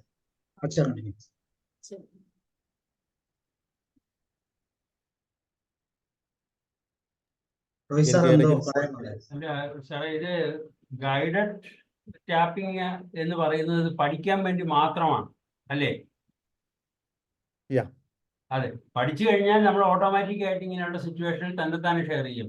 ഓക്കെ സാർ, അത് അങ്ങനെ ഒന്നും പറയാൻ പറ്റത്തില്ല സാർ. അതിന് കുഴപ്പമെന്ന് വെച്ചാൽ നമ്മളിപ്പോ ഒരു സ്റ്റേജ്, ഇപ്പൊ യഥാർത്ഥത്തിലുള്ള ട്രോമ എന്തുകൊണ്ടാണെന്ന് എങ്ങനെ അറിയാം? യഥാർത്ഥത്തിലുള്ള ട്രോമ എന്തുകൊണ്ടാണെന്ന് ക്ലയന്റിന് അറിയണമെന്നില്ല. പല പല ലെയേഴ്സിൽ കൂടി ആയിരിക്കും കടന്നു പോകുന്നത്. അപ്പൊ ഫസ്റ്റ് സ്റ്റേജ് ഇവര് പറയുന്ന ഒരു തലത്തിൽ നിന്നുകൊണ്ട് നമ്മൾ ഇതൊക്കെ ചെയ്യുമെങ്കിൽ കുറച്ച് കഴിയുമ്പോൾ അത് വീണ്ടും പൊസിസ്റ്റ് ചെയ്യും. അപ്പൊ യഥാർത്ഥത്തിലുള്ള പേടിയുടെ, അപ്പൊ നമ്മൾ വെള്ളത്തിൽ പേടി എന്നൊക്കെ പറയുന്നത്, വെള്ളം കണ്ടാൽ പേടി എന്ന് പറയും. പക്ഷെ സത്യത്തിൽ വെള്ളം കണ്ടാലായിരിക്കും പേടി. കിണറിന്റെ ആഴമായിരിക്കും അതിനെ പേടിപ്പിക്കുന്നത്. അപ്പൊ എന്താണ് ശരിക്കും പേടിപ്പിക്കുന്ന സിറ്റുവേഷൻ നമുക്ക് അറിയില്ല. അപ്പൊ ആ സിറ്റുവേഷനിൽ കൃത്യമായിട്ട് ഒരു തെറാപ്പിസ്റ്റിനെ കൃത്യമായിട്ട് അത് ഐഡന്റിഫൈ ചെയ്യാൻ പറ്റുള്ളൂ. ചെറിയ ചെറിയ മൈനർ പ്രശ്നങ്ങളാണെങ്കിൽ നമുക്ക് വേണമെങ്കിൽ സെൽഫ് ഡ്രിവൺ ആകാം. പക്ഷെ എപ്പോഴും ഒരു തെറാപ്പിസ്റ്റിന്റെ സഹായം മനസ്സിലാക്കി കഴിഞ്ഞതിന് ശേഷം ഈ പറയുന്ന പ്രോസസ്സിലൂടെ അത് ലഘൂകരിക്കാൻ പറ്റുമെന്ന് പറഞ്ഞ് അവരെ പ്രാക്ടീസ് ചെയ്യിക്കുക. ഉദ്ദേശിച്ചത് ഡ്രൈവിംഗ് പഠിക്കുന്ന വെച്ചു. എനിക്കുള്ള ഒരു പ്രശ്നം ഞാൻ പറയാം. എനിക്ക് ഇപ്പം കുറെ നാളായിട്ട് ഉള്ളതാണ്. ഒരു ചൂട് ഇങ്ങനെ വന്ന് നിറയും, ഒരു ചൂട് ഇങ്ങോട്ട് വരും ഭയങ്കരമായിട്ട്. അല്ലെങ്കിലും ഇപ്പൊ അന്തരീക്ഷത്തിൽ ചൂടാണല്ലോ, പക്ഷെ എന്നാലും ഭയങ്കരമായിട്ട് ഒരു ചൂട് ഫീൽ ചെയ്യും. അത് കഴിയുമ്പം ആ ചൂട് കുറയാൻ വേണ്ടി ഒറ്റക്കാലയിൽ നിന്ന് കറങ്ങുവാണ്. ചിലപ്പം ഒരു 100, 200, 500, ചിലപ്പോ 1000 പ്രാവശ്യം വരെ കറങ്ങിയെന്നിരിക്കും. അതെന്തുകൊണ്ടാണെന്ന് ഒരു പിടി കിട്ടുന്നില്ല. പക്ഷെ ആ കറങ്ങി കഴിയുമ്പോഴത്തേക്കും ചൂടും പോകും. പിന്നെ നമ്മള് സാധാരണ കറങ്ങിയിട്ടുണ്ടെങ്കിൽ തല കറങ്ങില്ല. പക്ഷെ ചിലപ്പോ അടുക്കളയിൽ എന്തെങ്കിലും പാചകത്തിന്റെ ഇടയിലായിരിക്കും, അതൊന്നും ഒരു പ്രശ്നമാവുന്നില്ല. കറങ്ങി കഴിഞ്ഞിട്ട് നമ്മള് ശരിക്കും നിൽക്കുന്ന പോലെ തന്നെ നിന്ന് വേറെ ഒരു ഫീലിംഗും വേറെ ഇല്ല. അതെന്താണ്, എന്തെങ്കിലും പ്രോബ്ലം ആണോ അതോ വേറെ എന്തെങ്കിലും ഇതാണോ എന്നൊരു ഡൗട്ട്. തന്നെ പറയുന്നത്. ഇത് റിയൽ ലൈഫിലാണോ അതോ തോന്നുന്നതാണോ? ഇല്ല, റിയൽ ലൈഫില് ഞാൻ ചിലപ്പോ ഒരു ദിവസം ഒരു 2-3 പ്രാവശ്യം 3-4 പ്രാവശ്യം കറങ്ങും. ചിലപ്പം ഒരു ദിവസം 1 പ്രാവശ്യം കറങ്ങും. പക്ഷെ ഒരു 500-1000 പ്രാവശ്യം ഇങ്ങനെ കറങ്ങും. നമ്മൾ പമ്പരം കറങ്ങി കഴിഞ്ഞിട്ട് പക്ഷെ അതേപോലെ തന്നെ നിൽക്കുന്നു. ചൂടാണ്. അപ്പൊ ചിലരോടൊക്കെ ഞാൻ പറയും, ഇന്നിപ്പോ അവര് പറയണു ശിവന്റെ എന്തോ ഇതാണ്, അനുഗ്രഹമാണെന്നൊക്കെ പറയുന്നുണ്ട്. ദൈവത്തിനറിയാം. ഞാൻ പറയില്ല, അച്ഛൻ പറഞ്ഞത്. ആക്ച്വലി കറങ്ങുന്നില്ലല്ലോ, ഫീൽ ചെയ്യുന്നല്ലേ ഉള്ളു കറങ്ങുന്നതായിട്ട്. അല്ല ആക്ച്വലി കറങ്ങുവാണ്. ഫീൽ ചെയ്യുമല്ല, കറങ്ങുവാണ്. 1000 പ്രാവശ്യമൊക്കെ എങ്ങനെയാ മേഡം കറങ്ങുന്നത്? അതാണ് 500-1000 പ്രാവശ്യം കറങ്ങുന്നുണ്ട്. അതെ, റിയൽ സയൻസിൽ ഒരു 10 പ്രാവശ്യം കറങ്ങി നോക്കൂ, തീർച്ചയായിട്ടും താഴെ. അത് ശരിയാ. ഓപ്പോസിറ്റ് സൈഡിലേക്ക് നമുക്ക് കറങ്ങാൻ പറ്റുന്നില്ല. ആ കറങ്ങുന്ന ഇതിൽ തന്നെ 500-1000 പ്രാവശ്യം കറങ്ങാൻ പറ്റുന്നുണ്ട്. അതിപ്പോ സാറിന് എന്തോ മനസ്സിലായെന്ന് തോന്നണു.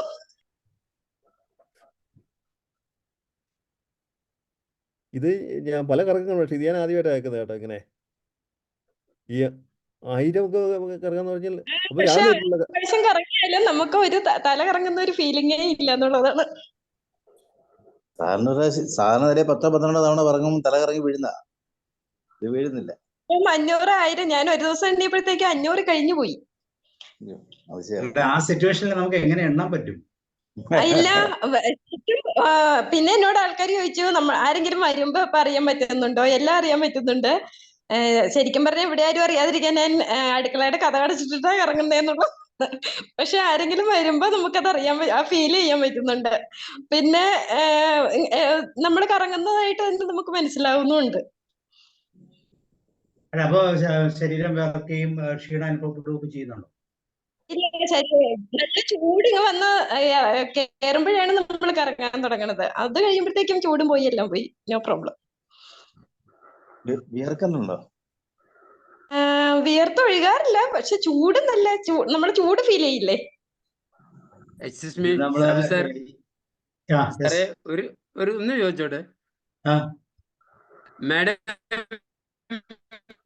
എപ്പോഴെങ്കിലും ഇങ്ങനെ കോൺഷ്യസ് ആണെന്ന് അറിയുന്നുണ്ടല്ലോ, കറങ്ങുന്നതിനെ കുറിച്ച് അറിയാം, എത്ര പ്രാവശ്യം കറങ്ങുന്നു എന്ന് അറിയാം.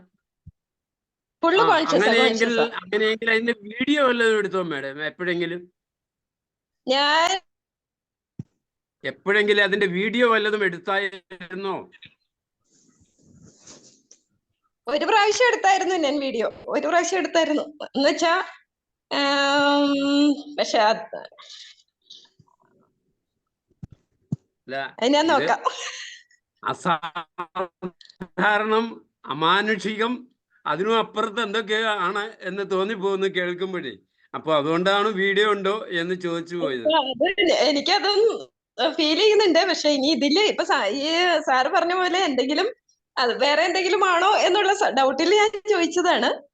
ഇതിന്റെ അടുത്ത ലെയർ ഇപ്പൊ നമ്മൾ പറഞ്ഞ ഒരു ഫിസിക്കൽ എക്സ്പീരിയൻസ് അത് നമ്മൾ കറക്റ്റ് ആയിട്ട് എക്സ്പോഷറിൽ കൊണ്ടുവരുന്നു. അതിന്റെ ശരിയായിട്ടുള്ള ഫീലിംഗ് മുഴുവൻ ശരീരത്തിൽ നമ്മൾ ഫീൽ ചെയ്യുന്നു, ശരീരത്തിൽ മനസ്സിലാക്കുന്നു. അങ്ങനെ മനസ്സിലാക്കി കൊണ്ടുവരുന്ന ആ ഒരു പാർട്ടിനെ നമ്മൾ ഡീസെൻസിറ്റൈസ് ചെയ്യാൻ വേണ്ടി നമ്മുടെ കോഗ്നിറ്റീവ് ആയിട്ടുള്ള വാക്കുകൾ ഉപയോഗിക്കുന്നു. അതുപോലെ തന്നെ ശരീരത്തിൽ എനർജി സെന്റേഴ്സിൽ ടാപ്പ് ചെയ്യുന്നു. ഇത്ര പ്രോസസ് ചെയ്ത് ഇനി ഈ സ്റ്റേജ് കഴിഞ്ഞിട്ട് ഇതിന്റെ മുകളിലുള്ള ഒരു പ്രോസസ്സിനെ നമ്മൾ ബിലീഫിന്റെ ഇതുമായിട്ട് കണക്ട് ചെയ്യും, ബിലീഫിന്റെ ലൈനുമായിട്ട് കണക്ട് ചെയ്യണം. അപ്പൊ അങ്ങനെ വരുമ്പോൾ നമുക്ക് ഇതിങ്ങനെ ഡിസ്കസ് ചെയ്യാൻ പറ്റും. ബിലീഫിന്റെ തലങ്ങളും കൂടെ അതിൻ്റെ അകത്ത് കൺസിഡർ ചെയ്യണം. അതുകൊണ്ടാണ് ഇത് സൂപ്പർ നാച്ചുറൽ എന്നൊക്കെ പറയാൻ കാരണം. അങ്ങനെ പറ്റുമോ? അപ്പൊ അതൊരു ബിലീഫിന്റെ പാർട്ടും കൂടെ അതിൻ്റെ അകത്ത് കാണും. അങ്ങനെ ഉണ്ടെങ്കിൽ ഞാൻ അതിന്റെ ഇടയ്ക്ക് ചിലപ്പം ഞാൻ നമ്മുടെ തൃപ്പക്കട അമ്പലം ഇല്ലേ ഇവിടെ ഉള്ളത്, ആ അമ്പലത്തിൽ പോയിട്ട് വന്നു കഴിയുമ്പോഴായിരിക്കും പിന്നെ ഇതിന്റെ ഇടയ്ക്ക് നമശിവായ എന്നുള്ള ഇതാണ് കൂടുതലും ജപിക്കാൻ തോന്നുന്നത് എന്നുള്ളതാണ് സത്യം. ഈ നമ്മള് നല്ല സ്പീഡിൽ വട്ടം കറങ്ങുന്ന അമ്പലത്തിലൊക്കെ ഉള്ള ചില രൂപങ്ങളില്ലേ, എന്നാ പറയാ, എന്തായാലും പറയാം, എനിക്ക് ഉത്സവവുമായിട്ട് ബന്ധപ്പെട്ട് തെയ്യം അല്ല, ഇവിടെ ഈ സ്ഥലത്തൊന്നും തെയ്യില്ല, കോട്ടയം എറണാകുളം സൈഡല്ലേ. അതല്ലാതെ ചില എന്താ പറയുന്ന ഉത്സവ അരയങ്കാവിലുള്ളതാണോ? മറ്റേതാണോ? തൂക്കാണോ? അതും തൂക്കം അതൊക്കെ അത് കുട്ടിക്കാലത്ത് വരുന്ന ചില ഇൻഫ്ലുവൻസ് ആകാം. ഒരു ബിലീഫിന്റെ തലത്തിൽ ഞാൻ പറഞ്ഞത് മാത്രമേ ഉള്ളൂ. അതുമായിട്ട് കണക്റ്റഡ് ആയിട്ടുള്ള എന്തെങ്കിലും ആകാം ചിലപ്പോൾ.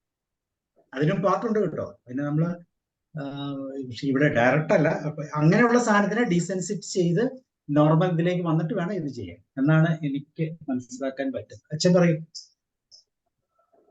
ഞാനേ ഒരു അത്യാവശ്യമായിട്ടൊരു കോൾ വന്നിട്ടുണ്ടായിരുന്നു, അതുകൊണ്ടാണ് പോയത്. ഇവിടെ പ്രായമുള്ള അച്ഛന്മാരുണ്ടായിരുന്നേ, അപ്പം ഒരാൾ എഴുന്നേക്കാൻ പറ്റില്ല എന്ന് തോന്നുന്നു, അതുകൊണ്ടാണ് പോയത് കേട്ടോ. സോറി. പറഞ്ഞോ. അല്ല, ആ കേസ് എന്താണെന്ന് നമുക്കതൊന്നും പറയാൻ പറ്റിയില്ല.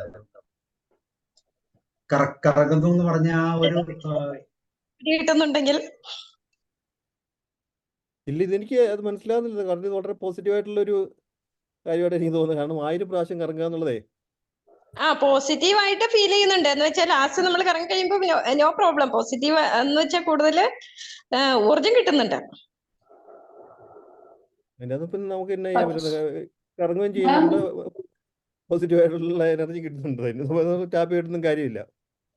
മാം, ഇത് പബ്ലിക്കിൽ എങ്ങാനും വന്നു കഴിഞ്ഞാൽ അത് പോസിറ്റീവ് ആവോ? നമ്മളൊരു പുറത്തൊക്കെ ഉള്ള ഒരു ഏരിയയിൽ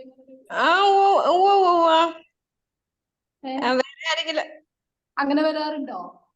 ഇല്ല, അങ്ങനെ ഞാൻ വേറൊരാളുടെ ഒരു തവണ ഓഫീസിൽ വെച്ചിട്ട് ഭയങ്കര ചൂട് വന്നപ്പോഴത്തേക്ക് ഞാൻ കറങ്ങി. പക്ഷെ അത് ഒരു കൊച്ചു കണ്ടു, അത് പ്രോബ്ലം വന്നില്ല. പക്ഷെ ഇത് നമ്മുടെ കയ്യിലല്ലല്ലോ ഇത് എപ്പോ വരും എന്നുള്ളത്. മാത്രം കണ്ടല്ലോ പ്രോബ്ലം. ഓക്കെ. ഓക്കെ, വേറെ ആർക്കെങ്കിലും എന്തെങ്കിലും പറയാനുണ്ടോ? ഫാദർ, ഒരു ഡൗട്ടേ, ഇപ്പൊ നമ്മള് മറ്റേ ഈവൻ ദോ വെച്ചിട്ട് നമ്മൾ പറയുന്നു, even though I have first statement കഴിഞ്ഞിട്ട് വേറൊരു സ്റ്റേറ്റ്മെന്റ് സെക്കൻഡ് സ്റ്റേറ്റ്മെന്റ് വെച്ച് ചെയ്യണ കണ്ടിട്ടുണ്ടല്ലോ. Even though I have dash the problem, I am willingly choose to release all my dash completely by now എന്നൊരു സെക്കൻഡ് സ്റ്റേറ്റ്മെന്റ് കണ്ടിട്ടുണ്ടല്ലോ. അല്ല, പലരും പല രീതിയിലാണ് ഉപയോഗിക്കുന്നത്. പക്ഷെ അത് ക്ലാസിക് ആയിട്ടുള്ള ഫോമിലാണ്. Even though I have this fear, I love and accept myself. അതാണ് നമ്മൾ ക്ലാസ്സിൽ പറയുന്നത്. അതിന്റെ മലയാളത്തിലാണ് നമ്മൾ പറയുന്നത് എനിക്ക് നല്ല ഭയം ഉണ്ടെങ്കിലും. അതെ. അപ്പൊ സെക്കൻഡ് സ്റ്റേറ്റ്മെന്റ് ആയിട്ട് ഇങ്ങനെ ഒരു കൂടി കണ്ടു. അപ്പൊ അതൊന്ന് ജസ്റ്റ് ചോദിച്ചു മാത്രം. I willingly choose to release all my dash completely by now. Okay. അല്ല, അതിപ്പോ പുതിയ ആൾക്കാരെ ഇപ്പൊ തന്നെ പറയുന്നുണ്ട്. എന്തുകൊണ്ടാണ് നമ്മൾ ഇത് തന്നെ പറയുന്നത്? ഇത് നെഗറ്റീവ് ആയിട്ടല്ലേ പറയുന്നത്? അത് പറ്റുമല്ലോ എന്നുള്ളതേ. പക്ഷെ അതിന്റെ കാരണം എന്ന് പറഞ്ഞു കഴിഞ്ഞാലും നമുക്ക് വിഷയം ഉണ്ടെങ്കിൽ മാത്രമേ നമുക്കത് മാറ്റാൻ പറ്റുള്ളൂ. അതുകൊണ്ട് നമ്മൾ നെഗറ്റീവായിട്ട് നമ്മൾ കോൺസെൻട്രേറ്റ് ചെയ്യുകയല്ല ചെയ്യുന്നത്. അത് നമ്മൾ കാരണം നമുക്ക് അതിനെ പിന്നെ ഒരു കാര്യം കൂടി ഇതില് ഞാൻ പല ഇതിലും കണ്ടതുകൊണ്ടാണ് കേട്ടോ നിങ്ങൾ ചോദിക്കുന്നത്. ഈ ഫിസിക്കലി നമ്മളിങ്ങനെ പറഞ്ഞ് ചെയ്യണോടൊപ്പം തന്നെ ടാപ്പ് ചെയ്ത് പറയണോടൊപ്പം തന്നെ മെന്റലി, അതായത് ടാപ്പ് ചെയ്യാതെ വിഷ്വലൈസ് ചെയ്തിട്ട് ചെയ്യണ ഒരു മെത്തേഡ് കൂടി കണ്ടിട്ടുണ്ടല്ലോ, ഫോളോഡ് ബൈ ഫിസിക്കൽ മെത്തേഡ്. ഇല്ല, അത് കുഴപ്പമില്ല. ഇപ്പൊ നമ്മളെ ബസ്സിൽ പോകുന്ന വെച്ചോ, നമുക്ക് മനസ്സുകൊണ്ട്. പക്ഷെ അവിടെ പറയുന്നത് എന്താ വെച്ചാല് ഈ നെഗറ്റീവ് ഫസ്റ്റ് സ്റ്റേറ്റ്മെന്റിനേക്കാൾ കൂടുതൽ നല്ലത് willingly choose to release positive ആയിട്ടുള്ള സ്റ്റേറ്റ്മെന്റ് ആണ്. മെന്റലി ചെയ്യുന്നത് നല്ലതെന്ന് പറയുന്നത്. പക്ഷെ അവിടെയൊക്കെ ഉള്ളതിന്റെ കാര്യം എന്താ അറിയാവോ? ഞാൻ പറഞ്ഞില്ല, ഈ ഒരു പുസ്തകം ഇതിനകത്ത് കറക്റ്റ് ആയിട്ട് പറയാനുണ്ട്. ഇത് ശരിക്കും സയൻസ് ഓഫ് ടാപ്പിംഗ് എന്ന് പറഞ്ഞ ഈ ഒരു പുസ്തകമാണ്. ആരുടെയായിരുന്നു അത്? ഇത് പീറ്റർ സ്റ്റംബിൾട്ടൺ.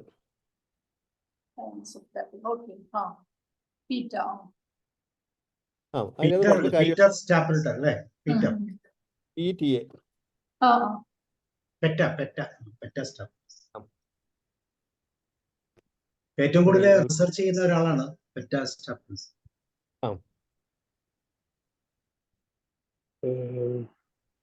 പിന്നെ ഞാൻ കാണിക്കാനുള്ളത് ഇത് ഞങ്ങളുടെ എന്റെ മാസ്റ്ററിന്റെ പുസ്തകമാണിത്.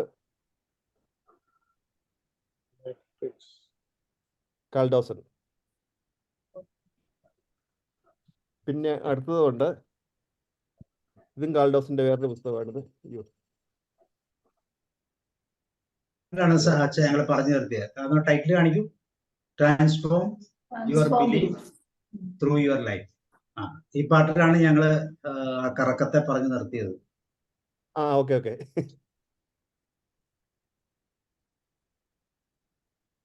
ബിലീഫിൽ നിന്ന് ലൈഫിലേക്കുള്ള ഒരു ട്രാൻസ്ഫർ. അപ്പൊ ഇതുപോലത്തെ പുസ്തകങ്ങളുള്ള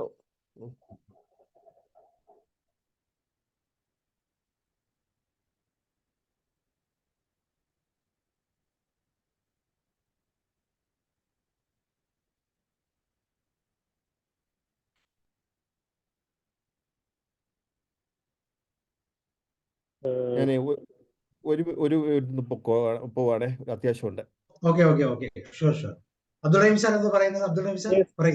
ഞാനൊരു സംശയം ചോദിക്കട്ടെ. ഈ കുട്ടികളായിരുന്ന സമയത്ത് ഒരു 2-3 വയസ്സ് മുതൽ ഒരു 5-6 വയസ്സ് വരെയുള്ള കുട്ടികള്, അതുപോലെ തന്നെ പ്രായം കൂടിയ ആളുകള്, 50, 60, 70 വയസ്സൊക്കെ ആയ ആളുകൾ, ഈ ബെഡ് വെറ്റിംഗ്, അതായത് ബെഡിൽ മൂത്രമൊഴിക്കുക എന്നൊരു അസുഖം. അപ്പൊ യഥാർത്ഥത്തിൽ ഇവര് ഫീൽ ചെയ്യുന്നത് എന്താന്ന് വെച്ചാല്, ഒന്നുകിൽ ഇവര് എണീറ്റ് പോയി ബാത്റൂമിൽ പോയി മൂത്രമൊഴിക്കുന്നതായിട്ട് അവർ സ്വപ്നം കാണുകയാണ്. മൂത്രമൊഴിച്ച് കഴിയുമ്പോഴാണ് അയ്യോ ഇത് ബെഡിലാന്ന് അറിയുന്നത്. അതുപോലെ തന്നെ ചിലപ്പോൾ കുട്ടികളാണെങ്കിൽ പുറത്ത് കളിക്കുന്ന സമയത്ത് കളിക്കുകയാണെന്ന് അവര് സ്വപ്നം കാണുകയാണ്. അങ്ങനെ കളിക്കുന്ന സമയത്ത് അവരെവിടെയെങ്കിലും പുറത്തിരുന്ന് മൂത്രമൊഴിക്കുന്നതായിട്ടാണ് അവർ ഫീൽ ചെയ്യുന്നത്. പക്ഷേ അവര് മൂത്രമൊഴിച്ച് കഴിയുമ്പോഴാണ് അവര് വെറ്റിംഗ് ആവുമ്പോൾ ആണ് അവർ ഫീൽ ചെയ്യുന്നത് ഇത് മൂത്രമൊഴിച്ചത് ബെഡിലാണോ എന്നുള്ള ഫീലിംഗ്. അതെന്താണ് ആ സംഭവിക്കുന്നത്? അവർക്ക് അങ്ങനെ ഒരു സ്വപ്നം കാണുകയും അവിടെ ഒരു മൂത്രമൊഴിക്കുകയും അങ്ങനെയുള്ള അതിന് ഈ EFT പ്രയോജനപ്പെടുകയോ ഇല്ലയോ, അല്ലെങ്കിൽ വേറെ വല്ല മെത്തേഡ് ഉണ്ടോ എന്നാണ് എനിക്ക് ചോദിക്കാനുള്ളത്. സാർ അതിന് EFT തീർച്ചയായിട്ടും പ്രയോജനപ്പെടും. അതല്ലാതെ ഒരു സിസ്റ്റമാറ്റിക് ഡീസെൻസിറ്റൈസേഷൻ എന്ന് പറഞ്ഞൊരു പ്രോസസ് ബിഹേവിയർ തെറാപ്പിയിൽ ചെയ്യാറുണ്ട്. നമ്മൾ ജയനമ്പൂരി സാറൊക്കെ ഇതിനകത്ത് വളരെ സക്സസ് സാറ് പറഞ്ഞ പ്രോസസ്സ് ഇത്രേ ഉള്ളൂ. കുട്ടികളാണെങ്കിൽ കുട്ടികൾക്ക് ഏറ്റവും ഇഷ്ടമുള്ള ഡ്രസ്സ് അവരുടെ ബെഡിൽ ഇട്ടിട്ട് അതിന് മുകളിൽ കിടത്തുക. എന്നിട്ട് അവരോട് പറയുക ഇത് നിങ്ങളുടെ ഡ്രസ്സാണ്, നിങ്ങളുടെ ഏറ്റവും പ്രിയപ്പെട്ടതാണ് എന്ന് പറഞ്ഞിട്ട് ചെയ്ത് കഴിഞ്ഞാൽ അവർക്ക് അതിനെക്കുറിച്ച് കൂടുതൽ കോൺഷ്യസ്നെസ് വരും. അതുകൊണ്ട് ആ പ്രോസസ്സ് നമുക്ക് ഡീസെൻസിറ്റി ചെയ്യാം. എന്നുവെച്ചാൽ നമുക്ക് കോൺഷ്യസ് ലെവലിൽ, സബ് കോൺഷ്യസ് ലെവലിൽ നിന്നാണ് ആ പ്രോസസ്സ് ചെയ്യുന്നത്. കാരണം 2 പാർട്ടുണ്ട്. ഒന്ന് മനസ്സുകൊണ്ട് നിയന്ത്രിക്കുകയും ചെയ്യണം, ഫിസിക്കലായിട്ട് ആക്ടിവിറ്റി നടക്കുകയും ചെയ്യണം. അപ്പം അങ്ങനെ ഒരു പ്രോസസ്സ് ചെയ്യാറുണ്ട്. പിന്നെ EFT ലെവലിലും തീർച്ചയായിട്ടും ഈ സെയിം അഫർമേഷൻ കൊടുക്കാം. ഞാൻ ഇങ്ങനെ ബെഡിൽ മൂത്രമൊഴിക്കുന്നുണ്ടെങ്കിലും ഞാൻ എന്നെ കൂടുതലും അംഗീകരിക്കുകയും സ്നേഹിക്കുകയും ചെയ്യും. ഈ പ്രോസസ്സ് റിപ്പീറ്റ് ചെയ്യാം. നമ്മുടെ ഈ ടാപ്പിംഗ് പോയിന്റ്സ് റിപ്പീറ്റ് ചെയ്യുമ്പോൾ കോൺഷ്യസ് മൈൻഡിലേക്ക് സബ് കോൺഷ്യസ് ലെവലിലുള്ള പ്രോസസ് തീർച്ചയായിട്ടും വ്യത്യാസം വരും. അതിന് ഹോമിയോ മെഡിസിൻ ഉണ്ട്. ഹോമിയോ മെഡിസിൻ വളരെ പ്രയോജനകരമാണ്. ഏതെങ്കിലും ഹോമിയോ ഡോക്ടറെ കണ്ടിട്ട് ആളിനെ കൂടെ കൊണ്ടുവന്ന് complete totality of symptom collect ചെയ്തിട്ട് കറക്റ്റ് മെഡിസിൻ കൊടുത്താൽ മതി, മാറുന്നത്. യെസ് ഹോമിയോയിലും അതിനകത്ത് മെഡിസിൻ ഉണ്ട്. പക്ഷെ ബിഹേവിയർ പ്രോസസ്സിലൂടെ അത് ചെയ്യാൻ പറ്റും. കാരണം ഇത് കുട്ടികൾ ചെയ്യുന്നതല്ലേ, അല്ല കുട്ടികളും ചെയ്യുന്നതാണ് ഇങ്ങനെ. പക്ഷെ ഒരു പ്രായം എത്തിക്കഴിയുമ്പോൾ നമ്മൾ പേരന്റിങ്ങിന്റെ കോൺസെപ്റ്റിലൂടെ അതിനെ കറക്റ്റ് ചെയ്യാറുണ്ട്. പക്ഷെ ചിലവർക്ക് അത് പറ്റുന്നില്ലാത്തതിന് ചില കാരണങ്ങളുണ്ട്. അപ്പൊ ആ കാരണത്തെയാണ് നമ്മൾ കറക്റ്റായിട്ട് കോൺഷ്യസ് തലത്തിലേക്ക് കൊണ്ടുവരുന്നത്. അതിന് സിസ്റ്റമാറ്റിക് ഡീസെൻസിറ്റൈസേഷൻ എന്ന് പറയും. നെറ്റിലടിച്ച് നോക്കിയാൽ കാണാം. അതല്ലെങ്കിൽ ഈ പ്രോസസ് ഉണ്ട്. അല്ലെങ്കിൽ നമ്മുടെ ജയനമ്പൂരി സാറിനെ വിളിച്ച് സാറിന്റെ ഒരു പ്രധാനപ്പെട്ട ഒരു ഏരിയ ആണ് ബിഹേവിയർ തെറാപ്പിയിൽ. EFTയുടെ തെറാപ്പിയിൽ നമ്മൾ കോഗ്നിറ്റീവായിട്ട് അഫർമേഷൻസ് കൊടുക്കുകയാണ് ചെയ്തത്. അതിന്റെ ഒപ്പം തന്നെ ടാപ്പിംഗ് പ്രാക്ടീസ് ചെയ്ത് നോക്കും. ഷുഗർ ലെവൽ ചെക്ക് ചെയ്യുക. പക്ഷെ ഇത് ചെയ്യുമ്പോൾ എപ്പോഴും ശ്രദ്ധിക്കണം, ഒരു പ്രാവശ്യം ചെയ്തു എന്ന് വിചാരിച്ചുകൊണ്ടെന്നുള്ളത് മാറത്തില്ല.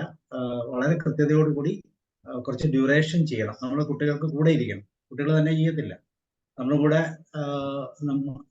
ഒന്നിച്ച് ചേർന്നിരുന്ന് ചെയ്ത് ചിലപ്പോൾ ഒരു ഹാഫ് ആൻ അവർ ഒക്കെ ചെയ്യേണ്ടി വരും വൺ ഡേ. അത്രയും ഒരു പേഷ്യൻസ് ഇല്ല എന്നുള്ളതാണ് പലപ്പോഴും പറ്റുന്നത്. ട്രൈ ചെയ്യുന്നു. വേറെ ആർക്കെങ്കിലും എന്തെങ്കിലും ഈ കാര്യത്തിൽ എക്സ്പീരിയൻസ്? ചോദ്യം ചോദിക്കട്ടെ. ആരായാലും കൺസൾട്ട് ചെയ്യാൻ പറ്റിയ ഒരാളെ കിട്ടാൻ വേണ്ടിയിട്ട് വേറൊരു ചോദ്യം. അതായത് എന്റെ റിസർച്ച് സ്കോളർ അവന് എന്ത് കാര്യങ്ങൾ ചെയ്യുകയാണെങ്കിലും അതിന്റെ ഫൈനൽ സ്റ്റേജിൽ എത്തുമ്പോൾ എന്തെങ്കിലും ബ്ലോക്കേജ് വരും. ഫോർ എക്സാമ്പിൾ പറയുകയാണെങ്കിൽ ഞങ്ങൾ ഒരു പേപ്പറൊക്കെ റിസർച്ച് പേപ്പർ ഉണ്ടാക്കി ഒരു കോൺഫറൻസിന് പോകാൻ നിൽക്കുന്ന സമയത്ത് അവന് ഒരു ആക്സിഡന്റ് ആയിട്ട് കൈ ഷോൾഡർ ഇറങ്ങിയിട്ട് അവന് പോകാൻ പറ്റില്ല. അതിന്റെ മുമ്പ് ഒരു ദിവസം മറ്റേ പേപ്പർ അവതരിപ്പിക്കാൻ വേണ്ടിയിട്ട് വേറൊരു കോൺഫറൻസിന് പോകാൻ സമയത്ത് അവന് പനി ഉണ്ടായി. പിന്നെ ഇപ്പൊ അവന് ഫെലോഷിപ്പ് JRF SRF ആക്കാൻ വേണ്ടിയിട്ട് കഴിഞ്ഞ വർഷം ഒരു ഇന്റർവ്യൂ ഒക്കെ നടത്തി. അതിൽ എന്റെ സൂപ്പർവൈസർ സമ്മതിച്ചില്ല. സൂപ്പർവൈസർ എന്ന് പറഞ്ഞാൽ എക്സാമിനർ അതായില്ല എന്ന് പറഞ്ഞിട്ട് ശരിയായില്ല. പിന്നെ അത് പല പ്രാവശ്യം ഞങ്ങൾ ഡിസ്കസ് ചെയ്ത് വീണ്ടും ഈ വർഷം വീണ്ടും ഞങ്ങളത് അതേമാതിരി വേറൊരു എക്സാമിനറെ വെച്ചിട്ട് അവനെ SRF ആക്കാൻ വേണ്ടിയിട്ട് ഇന്റർവ്യൂ ഒക്കെ നടത്തി. അത് ഇതുവരെ അത് എക്സാമിനർ റിപ്പോർട്ട് അയക്കുന്നില്ല. അപ്പൊ അവൻ ഞങ്ങൾ ചോദിച്ചു എന്താണ് എന്റെ കാര്യത്തിൽ ഇങ്ങനെ എപ്പോഴും ബ്ലോക്കേജ് ആണല്ലോ വരുന്നത്, എന്താണ് പ്രശ്നം ചോദിച്ചപ്പോ എന്റെ ചെറുപ്പത്തിൽ തന്നെ ഇങ്ങനെ പ്രശ്നമാണ്. എന്ത് നല്ല കാര്യം ചെയ്താലും ലാസ്റ്റ് മൊമെന്റിൽ വെച്ച് കൊളാപ്സ് ആവും. അപ്പൊ ഞാൻ അതൊരു ബിലീഫാണ് സാർ, അതൊരു ബിലീഫാണ്. ആ ബിലീഫിനെ ബ്രേക്ക് ചെയ്യാൻ. ഓക്കെ, അങ്ങനെ ബ്രേക്ക് ചെയ്യും. അങ്ങനെ സംഭവിച്ചത് കൊണ്ട് ഇന്നും ഇത് സംഭവിക്കുമായിരിക്കും എന്ന് വിചാരിച്ചുകൊണ്ടുള്ള ഒരു പ്രയാണമാണ്. അത് നാച്ചുറലി സംഭവിച്ചു പോകാനുള്ള സാധ്യതകൾ. നമ്മൾ എന്ത് ആഗ്രഹിക്കുന്നത് സംഭവിക്കുന്നതാണ് ലോ ഓഫ് അട്രാക്ഷൻ പറയുന്നത്. നമ്മുടെ ഇത് പ്രതീക്ഷിച്ചു. ഞാന് as A supervisor helping a lot, പക്ഷെ ഡെസ്റ്റിനി അവനെ എന്ത് ചെയ്യുന്നില്ല, അത് ചെയ്യാൻ സമ്മതിക്കണില്ല. പഠിക്ക ചെല്ലുമ്പോൾ കലവടയ്ക്കും എന്ന് പറയത്തില്ല. അതേ പ്രോബ്ലം. അപ്പൊ അവന് വേറെ പല എക്സാമ്പിളും പറഞ്ഞു അങ്ങനെ. അപ്പൊ എവിടെ ഒരു ബ്ലോക്ക് ഉണ്ട്, ആ ബ്ലോക്ക് നീക്കാനുള്ള എന്തോ ഒരു ടെക്നിക്ക് ഉണ്ടല്ലോ. മുമ്പത്തെ ക്ലാസ്സിലൊക്കെ നമ്മള് ഇങ്ങനെ സംസാരിക്കാറുണ്ടായിരുന്നല്ലോ. പല സ്ഥലത്തും ബ്ലോക്കേജ് ഉള്ളതുകൊണ്ടാണ് ഇന്റേണൽ ബ്ലോക്കേജ് സംവെയർ. എല്ലാ ടെക്നിക്കിലും ഉണ്ട്. ഇപ്പൊ TA പഠിക്കുകയാണെങ്കിൽ സ്ക്രിപ്റ്റുകൾ എന്ന് പറയും, CBT പഠിക്കുകയാണെങ്കിൽ കോർ ബിലീഫ്സ് എന്ന് പറയും. അപ്പൊ നമ്മൾ NLP പറയുകയാണെങ്കിൽ സബ് കോൺഷ്യസ് മൈൻഡിലുള്ള കണ്ടന്റ് എന്ന് പറയും. ഇപ്പൊ എല്ലാം ഒന്ന് തന്നെയാണ്, ഒരേ കോൺസെപ്റ്റ് തന്നെയാണ്. അത് ഇതിനെ നമ്മള് ജയൻ സാറ് ചെയ്യാൻ പറ്റുമോ? മുമ്പ് കൺസൾട്ട് ചെയ്താല് ഓക്കെ ആവുമോ? ഏതാ ഈ കാര്യത്തിന് ജയൻ നമ്പൂതിരി സാറായിട്ട് ഡിസ്കസ് ചെയ്താല് മൂപ്പര് എന്തെങ്കിലും വഴി പറഞ്ഞു തരുമോ? അല്ല, പിന്നെ തീർച്ചയായിട്ടും അത് ഇത് ചെയ്യാൻ പറ്റും. ഇത് കോൺഫിഡൻസ് ഇമ്പ്രൂവ് ചെയ്യുക. കോൺഫിഡൻസ് എന്ന് വെച്ചാൽ അദ്ദേഹത്തിന്റെ കുട്ടിക്കാലത്ത് എഴുതിയിട്ടുള്ള ആ വരകൾ അല്ലെങ്കിൽ ആ സ്ക്രിപ്റ്റുകൾ അതുപോലെ ഇപ്പോഴും പുള്ളി ഫോളോ ചെയ്യുക. പുള്ളിയെ ബ്രേക്ക് പുള്ളിക്ക് പറ്റുന്നില്ല, പറ്റാതിരിക്കുന്നില്ല. നമുക്ക് തോന്നുന്നതാണ് പറ്റാതിരിക്കുന്നില്ല. പല കാര്യങ്ങളും പുള്ളി ബ്രേക്ക് ചെയ്ത് പോകുന്നുണ്ട്. പക്ഷേ ഏറ്റവും സെൻസിറ്റീവ് ആയിട്ടുള്ള പല വിഷയങ്ങൾ വരുമ്പോൾ പുള്ളിയുടെ ടെൻഷൻ കൊണ്ടും സാഹചര്യങ്ങൾ കൊണ്ടും, ഒരുപക്ഷെ പുള്ളി ഇപ്പൊ ആക്സിഡന്റ് ഉണ്ടായെന്ന് പറഞ്ഞാൽ പുള്ളി പേടിച്ച ആക്സിഡന്റ് ഉണ്ടായതായിരിക്കും. പറയാൻ പറ്റൂല. ആകാം, അതാണ്. അതുപോലെ തന്നെ ഒരു ഇന്റർവ്യൂവിന്റെ സ്ഥലത്ത് പെർഫോം ചെയ്യേണ്ട സമയത്ത് എനിക്ക് ചാൻസ് ഇല്ല, എനിക്ക് കിട്ടും, എന്റെ ഇതാണ്, എന്റെ ഇങ്ങനെയാണ് എന്ന് പറഞ്ഞുകൊണ്ട് അത് ആ കോൺഫിഡൻസ് ബൂസ്റ്റിംഗ് വരാത്തതുകൊണ്ടാണ്. അതിന് ഒത്തിരി മെത്തേഡുകളുണ്ട്. എല്ലാ തെറാപ്പികളിലും അതിന് മെത്തേഡുകളുണ്ട്. ഇപ്പൊ EFT-യിലാണെങ്കിലും ഈ പ്രോസസ് ചെയ്യാം. കാരണം എനിക്ക് കോൺഫിഡൻസ് ഇല്ലെങ്കിലും ഞാൻ എന്നെ കൂടുതൽ അംഗീകരിക്കുകയും അക്സെപ്റ്റ് ചെയ്യുകയും സ്നേഹിക്കുകയും ചെയ്യുന്നു എന്ന് പറയുമ്പോൾ ഓട്ടോമാറ്റിക്കായിട്ട് അദ്ദേഹത്തിന്റെ ഉള്ള കോൺഫിഡൻസിനെ ബൂസ്റ്റ് ചെയ്തെടുക്കും. പക്ഷെ പുള്ളി ഇരുന്ന് തരത്തില്ല എന്നുള്ളതാണ് സത്യം പ്രശ്നം വരുന്നത്. പുള്ളി ഈ പ്രോസസ്സുമായിട്ട് മുന്നോട്ട് പോകാൻ പുള്ളി ശരിക്കും ബിൽഡിംഗ് ആകാൻ സാധ്യതയില്ല. അതാണ് ബിൽഡിംഗ് ആണെന്നാ പറയുന്നത്. ഞാൻ ലീഡിന് തയ്യാറാണ്, പക്ഷേ പ്രോബ്ലം വരികയാണ്, ഇടയ്ക്കിടയ്ക്ക് പ്രശ്നങ്ങൾ ഉണ്ടാവുകയാണ്. പുള്ളി ജയനമ്പൂതിരി സാറ് കൊടുക്കും, അല്ലെങ്കിൽ ഇഷ്ടംപോലെ ആളുകളുണ്ട്, അറിഞ്ഞതിനെ കൊടുക്കും, നമുക്ക് ഉപയോഗിക്കാം. ഞങ്ങൾക്ക് ദിവസം കൊടുക്കട്ടെ. ഈ അച്ഛന് എന്റെ നമ്പർ തരാം, അച്ഛൻ നമ്പർ കൊടുക്കും. EFT അപ്ലൈ, അത് ഏത് തെറാപ്പി ആണെങ്കിലും നമുക്ക് വേണ്ട റിസൾട്ട് ആണ്. അപ്പൊ ആളോ വ്യക്തിയോ ഒന്നും ഇവിടെ ഒരു പ്രശ്നമല്ല, നമുക്ക് റിസൾട്ട് ആണ് വേണ്ടത്. കാരണം പുള്ളിയെ സംബന്ധിച്ചോളം നല്ലോണം ഒരു ബിലീഫിന്റെ പോയിന്റിലാണ് നിൽക്കുന്നത്. അപ്പൊ ബിലീഫിനെ ബ്രേക്ക് ചെയ്യാം. ഇപ്പൊ ഇവിടെ തന്നെ അബ്ദുൾ റഹ്മാൻ സാർ ഇത് പറഞ്ഞപ്പോ ഒരു വാക്ക് പറഞ്ഞത് വളരെ ഇമ്പോർട്ടന്റ്, ഡെസ്റ്റിനി എന്നുള്ളൊരു വാക്ക് പറഞ്ഞത്. അത് ആളുടെ സ്ക്രിപ്റ്റിലും ആള് ഡെസ്റ്റിനി എന്നുള്ള ആ വാക്ക് സ്ക്രിപ്റ്റിലുണ്ട്. അതെ, ഡെസ്റ്റിനി നമ്മള് ഉണ്ടാക്കുന്ന നമ്മൾ റീഡിസൈൻ ചെയ്യും. അല്ല ബാബു സാറേ, ഈ കുരുത്തക്കേട് എന്ന് പറഞ്ഞൊരു ഇതുണ്ട്. മാതാപിതാക്കളെ ഇരുത്തുന്നുള്ള സ്കോൾഡിങ്, ടീച്ചേഴ്സിന്റെ അടുത്തുനിന്നുള്ള സ്കോൾഡിങ്, ഇതൊക്കെ എവിടെയെങ്കിലും പോയി ബ്ലോക്ക് ആയി കിടക്കും ഇന്റേണൽ ആയിട്ട്. അങ്ങനെ അതൊരു ബിലീഫ് സിസ്റ്റം എന്ന് പറഞ്ഞാല് ആ ഒരു ബിലീഫ് ഒരു അന്ധവിശ്വാസം അല്ലത്. ശരിക്കും അവരോട് മാപ്പ് ചോദിക്കാതിരുന്നാല് ശരിക്കും അത് നമ്മളെ ഡെസ്റ്റിനിയെ ബാധിക്കും എന്നുള്ളതാണ് റിലീജിയൻ വരെ പറയുന്നത്. ഏറ്റവും കുട്ടിക്കാലത്ത് പഠിച്ചതല്ലേ ഇത്? കുട്ടിക്കായിരുന്ന സമയത്ത് നമ്മൾ പഠിച്ചത് അതാണ്, നമ്മുടെ മാതാപിതാക്കളെ ബഹുമാനിക്കണം. അങ്ങനെ ബഹുമാനിക്കുന്നില്ലെങ്കിൽ അത് ഈ തലമുറയിലല്ല, തലമുറകളോളം നമുക്ക് കുഴപ്പം സൃഷ്ടിക്കുമെന്നല്ലേ ബിലീഫ് പറയുന്നത്. അതൊന്നുമല്ല. പിന്നെ നമ്മൾ പ്രഥമ ദൃഷ്ടിയാൽ അങ്ങനെ കാണുന്നുണ്ടെങ്കിൽ റിപ്പന്റ് ചെയ്യാനും അല്ലെങ്കിൽ ഫൊർഗീവ് ചെയ്യാനും ഉള്ള കപ്പാസിറ്റി ഇല്ലെങ്കിൽ തീർച്ചയായിട്ടും പ്രശ്നങ്ങൾ ഉണ്ടാവും, ഒരു സംശയം. അച്ഛൻ എത്തിയോ? അച്ഛൻ തിരക്കായിപ്പോ അല്ലെ? ഓക്കെ, 8 മണിയായി. നമുക്ക് എന്തെങ്കിലും വേറെ എന്തെങ്കിലും ഷെയർ ചെയ്യാനുണ്ടെങ്കിൽ പറയാം. വേറെ ആർക്കെങ്കിലും എന്തെങ്കിലും കൂടുതലായിട്ട് ഷെയർ ചെയ്യാനുണ്ടെങ്കിൽ പറയൂ പ്ലീസ്. ഈ ബെഡ് ബെറ്റിങ്ങിന്റെ കാര്യം പറഞ്ഞില്ലേ നേരത്തെ, ബെഡ് ബെറ്റിങ്ങിന്റെ അത് ചിലരൊക്കെ വലുതാവുമ്പോ അത് വ്യത്യാസം വരുന്നുണ്ട് കേട്ടോ, നല്ലോണം തന്നെ മാറിപ്പോകുന്നു. അങ്ങനെയുള്ള എക്സ്പീരിയൻസ് തന്നെ മാറിപ്പോകും ചിലപ്പോൾ. അതൊരു ഇൻസെക്യൂരിറ്റി അല്ലെങ്കിൽ പാരന്റൽ അങ്ങനത്തേതൊക്കെയാണോ പറയുന്നത്? സ്റ്റാർട്ടിങ് അങ്ങനെയായിരിക്കും. സ്റ്റാർട്ടിങ് തുടക്കം അങ്ങനെ ആകാം, പിന്നെ അത് കാലകാലങ്ങളിൽ അങ്ങനെ ആയി പോകാം. നാണക്കേട് ആകാം, ഒരു അപമാനമാകാം, അപമാനത്തിന്റെ പ്രഷർ കൊണ്ട് വീണ്ടും സംഭവിക്കാം, ഇങ്ങനെയൊക്കെ സംഭവിക്കാം. അതിനെ പ്രത്യേകിച്ച് വീട്ടിലുള്ളവർ അതിനെ അത്ര സീരിയസ് ആയിട്ട് എടുക്കുന്നില്ല എങ്കിൽ നമ്മൾ എപ്പോഴും കളിയാക്കത്തില്ലേ, ഇവൻ കട്ടിലെ കിടന്ന് മുള്ളിയാണെന്നായിരിക്കും നമ്മൾ പരിചയപ്പെടുത്തുന്നത് തന്നെ. അപ്പൊ അങ്ങനെ ഒരു ബേസ് ഇമേജ് നമ്മുടെ മനസ്സിലേക്ക് വരുമ്പോൾ അത് ചെയ്തേ പറ്റൂ. അപ്പൊ നമ്മള് പ്രാക്ടിക്കലി അല്ലെങ്കിൽ ഫിസിക്കലി അങ്ങനെ ആയി പോകാം. അവിടെയൊക്കെ നമ്മള് കൂടെയുള്ള ആളുകൾ വളരെ കെയർ എടുക്കും.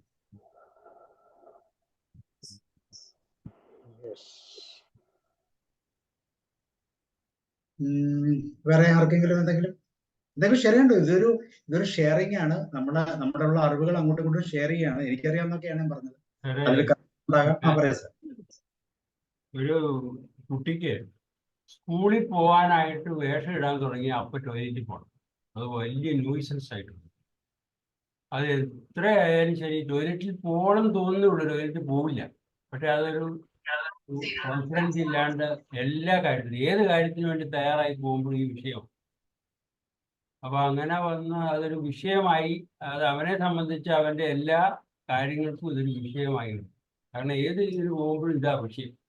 അപ്പോൾ അത് വറീഡായി. ഇപ്പൊ ഞാൻ അതിനിടയ്ക്ക് ഒരു സജഷൻ അവന് പറഞ്ഞു കൊടുത്തു, അത് സക്സസ് ആയി. അതാണ് ഞാൻ ഷെയർ ചെയ്യാൻ പോകുന്നത്. അതായത് ഉപയോഗിക്കുന്ന അണ്ടർ ഗാർമെന്റിനകത്ത് ഈ പറയുന്ന ലേഡീസ് ഉപയോഗിക്കുന്ന സാനിറ്ററി നാപ്കിന് ഒട്ടിച്ചു വയ്ക്കുക, എന്നിട്ട് ഒന്ന് നോക്കുക. അപ്പൊ അത് വേറെ ആരും അറിയണ്ട. അത് ഇവന്റെ ഫാദറിനോട് പറഞ്ഞു ഇതൊന്നും മേടിച്ചു കൊടുക്കുക, ഇവനിത് ഇങ്ങനെ പറയപ്പെടും. പക്ഷേ ഇത് പ്രാക്ടീസ് ചെയ്തതോടുകൂടി അപ്പൊ അവൻ നോക്കുമ്പോൾ ഒരു പ്രശ്നവുമില്ല, അത് എപ്പോഴും ക്ലീനാണ്. അതോടുകൂടി അവന്റെ ആ പ്രശ്നം പരിഹരിക്കപ്പെട്ടു. ഇപ്പൊ അതിന്റെ ആവശ്യവുമില്ല. അപ്പൊ ഞാൻ മനസ്സിലാക്കുന്നത് എന്നാന്ന് വെച്ചാൽ അവനൊരു കോൺഫിഡൻസ് ഇല്ല. വന്നു കഴിഞ്ഞാൽ പ്രശ്നമായി, പിന്നെ കഴുകുകയൊക്കെ ചെയ്യുക ഒരു വിഷയമാണ്, അതൊരു വിഷയമാണ്. അങ്ങനെ വന്നാൽ മറ്റുള്ളവർ ആ ഒരു ഇതുണ്ടാകും. ഇതിപ്പോ ആ ഒരു കോൺഫിഡൻസ് ക്രിയേറ്റ് ചെയ്യാൻ പറ്റിയപ്പോൾ അത് പരിഹരിച്ചു എന്ന് പറഞ്ഞു. ഞാൻ പറഞ്ഞതെന്നു വെച്ച് കഴിഞ്ഞാൽ ഇത് കുട്ടികൾക്കൊക്കെ മൂത്രമൊഴിക്കും എന്നൊക്കെ പറയുമ്പോൾ അതൊരു ഇത്രയും പ്രായമായിട്ട് നീ കട്ടേ കിടന്ന് മൂത്രമൊഴിക്കുന്നു എന്ത് ഇതാ എന്ന് പറയുകയും അവനെ കളിയാക്കുകയൊക്കെ ചെയ്യുമ്പോൾ ഇനി അങ്ങനെ വന്നാൽ വിഷയമാകുമല്ലോ, അവന് തന്നെ കൺട്രോൾ ചെയ്യാൻ മേലാത്ത സിറ്റുവേഷൻ വരുമ്പോഴാണെന്ന് തോന്നുന്നത്. ഞാനൊരു ഇത് ഷെയർ ചെയ്യുന്നേ ഉള്ളൂ. ഇത് വളരെ വളരെ യൂസ്ഫുൾ ആയിട്ടുള്ള ഒരു ടിപ്പായി. കാരണം എന്താ വെച്ചാൽ ഞാൻ എന്റെ മകൻ ഇതുപോലെ ആയിരുന്നു ചെറുപ്പത്തില്. പക്ഷെ അപ്പൊ കിടക്കാൻ പോകുമ്പോ തന്നെ എല്ലാവരും അതൊരു ടോക്ക് ഓഫ് ദ ടൗൺ ആക്കും, രാവിലെ എണീറ്റാലും രാത്രി കിടക്കുന്നേക്കാളും മുമ്പൊക്കെ. പിന്നീട് ഞാൻ മനസ്സിലാക്കിയത് അവൻ ഏതെങ്കിലും റിലേറ്റീവിന്റെ വീട്ടിലേക്ക് ഒന്നും പോവാൻ കിട്ടാത്തില്ല. കാരണം രാത്രി ഇത് ഉണ്ടായി കഴിഞ്ഞാൽ രാവിലെ എണീറ്റ് കഴിഞ്ഞാൽ മോശമാക്കിടോ ഒരു തോന്നലുണ്ടായിരുന്നു. പക്ഷെ ഇതൊരു ഒരാൾക്ക് ഇങ്ങനെയുള്ള ഒരു മെത്തേഡ് അല്ല, അല്ലാതെ ഇപ്പൊ ഒരാൾക്ക് മാത്രമായിട്ട് കോൺഫിഡൻസ് കൊടുക്കാൻ പറ്റില്ല. എല്ലാവരും വീട്ടിലെല്ലാവരും കൂടി ഇങ്ങനെയാണ് കൊണ്ടുപോയിട്ടുണ്ട്. പക്ഷെ ഇത് എങ്ങനെയോ ഫോർച്ചുനേറ്റ്ലി അത് മാറിപ്പോയി വലുതായിരുന്നു. പക്ഷെ ഇത് പലർക്കും നമുക്ക് കൊടുക്കാൻ പറ്റുന്നതാണ്. ഈ പ്രശ്നം ഒരുപാട് പേർക്കുണ്ട്, ഒരുപാട് പേർക്ക് ഉണ്ട് ഈ പ്രശ്നം. എവിടെയെങ്കിലും പോണമെന്ന് തോന്നിയാൽ ഉടനെ പോവുക. അതൊരു കോൺഫിഡൻസ് കുറവിന്റെ ഭാഗമല്ലേ അത്? പോണേക്കാളും മുമ്പ് നമുക്ക് ചിലപ്പോ അതെ ഒരു പ്രസംഗിക്കാൻ പോണേക്കാളും മുമ്പ് ഉണ്ടാവുന്ന ഒരു ഇതിന്റെ ഒരു കണക്റ്റഡ് ആയിട്ടുള്ള വേറൊരു വേർഷൻ അല്ലേ, കുറച്ചുകൂടി ഇന്റൻസീവ് ആയിട്ടുള്ളത്.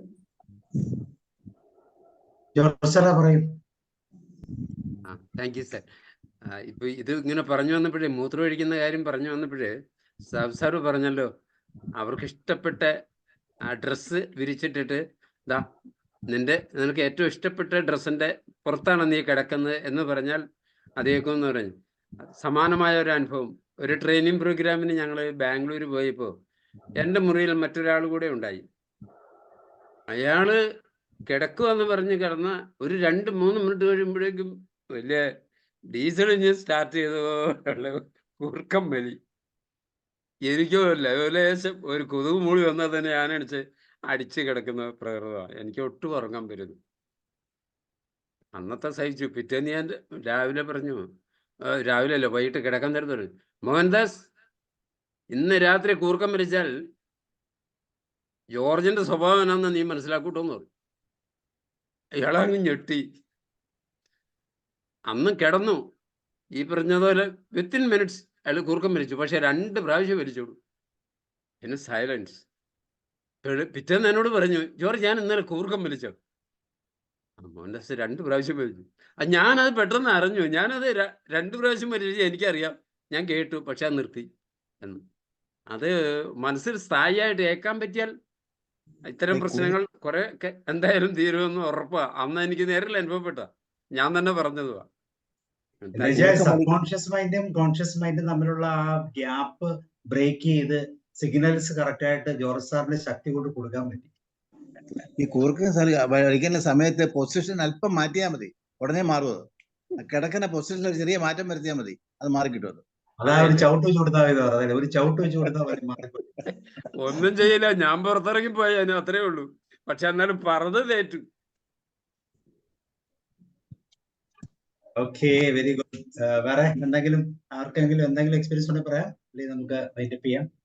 8:10 അച്ഛൻ തിരിച്ചു വന്നോ?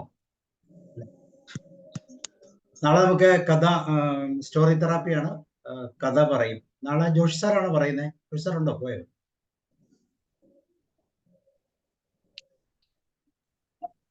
സാർ 8 മണിക്ക് ഒരു ക്ലാസ് തുടങ്ങി. ഞാനൊന്ന് ലീവ് ചെയ്യട്ടെ. ഓക്കെ ഓക്കെ, ഷുവർ, നമുക്ക് താങ്ക് യു ലീവ് സോ ചെയ്യാം. മച്ച്. വേറെ ആർക്കും ഇന്ന് ഷെയർ ചെയ്യാനല്ലോ. അപ്പൊ ഇന്ന് വളരെ നല്ല ഡിസ്കഷൻ ആയിരുന്നു. വളരെ ഡിസ്കഷൻസിനെ യൂസ്ഫുൾ ആയിരുന്നു. തലത്തിൽ നമുക്ക് കൊണ്ടുവരാൻ പറ്റട്ടെ. Yes, thank you. എല്ലാവരും നന്നായിരുന്നു sir. Thank you. Thank you. നമുക്ക് വൈൻഡപ്പ് ചെയ്യാം. അച്ഛന് എല്ലാ സ്നേഹവും കൊടുത്തുകൊണ്ട് നമുക്ക് വൈൻഡപ്പ് ചെയ്യാം. നാളെ നമുക്ക് സ്റ്റോറി തെറാപ്പിയിൽ വീണ്ടും കാണാം. Okay, thank you and good night. See U.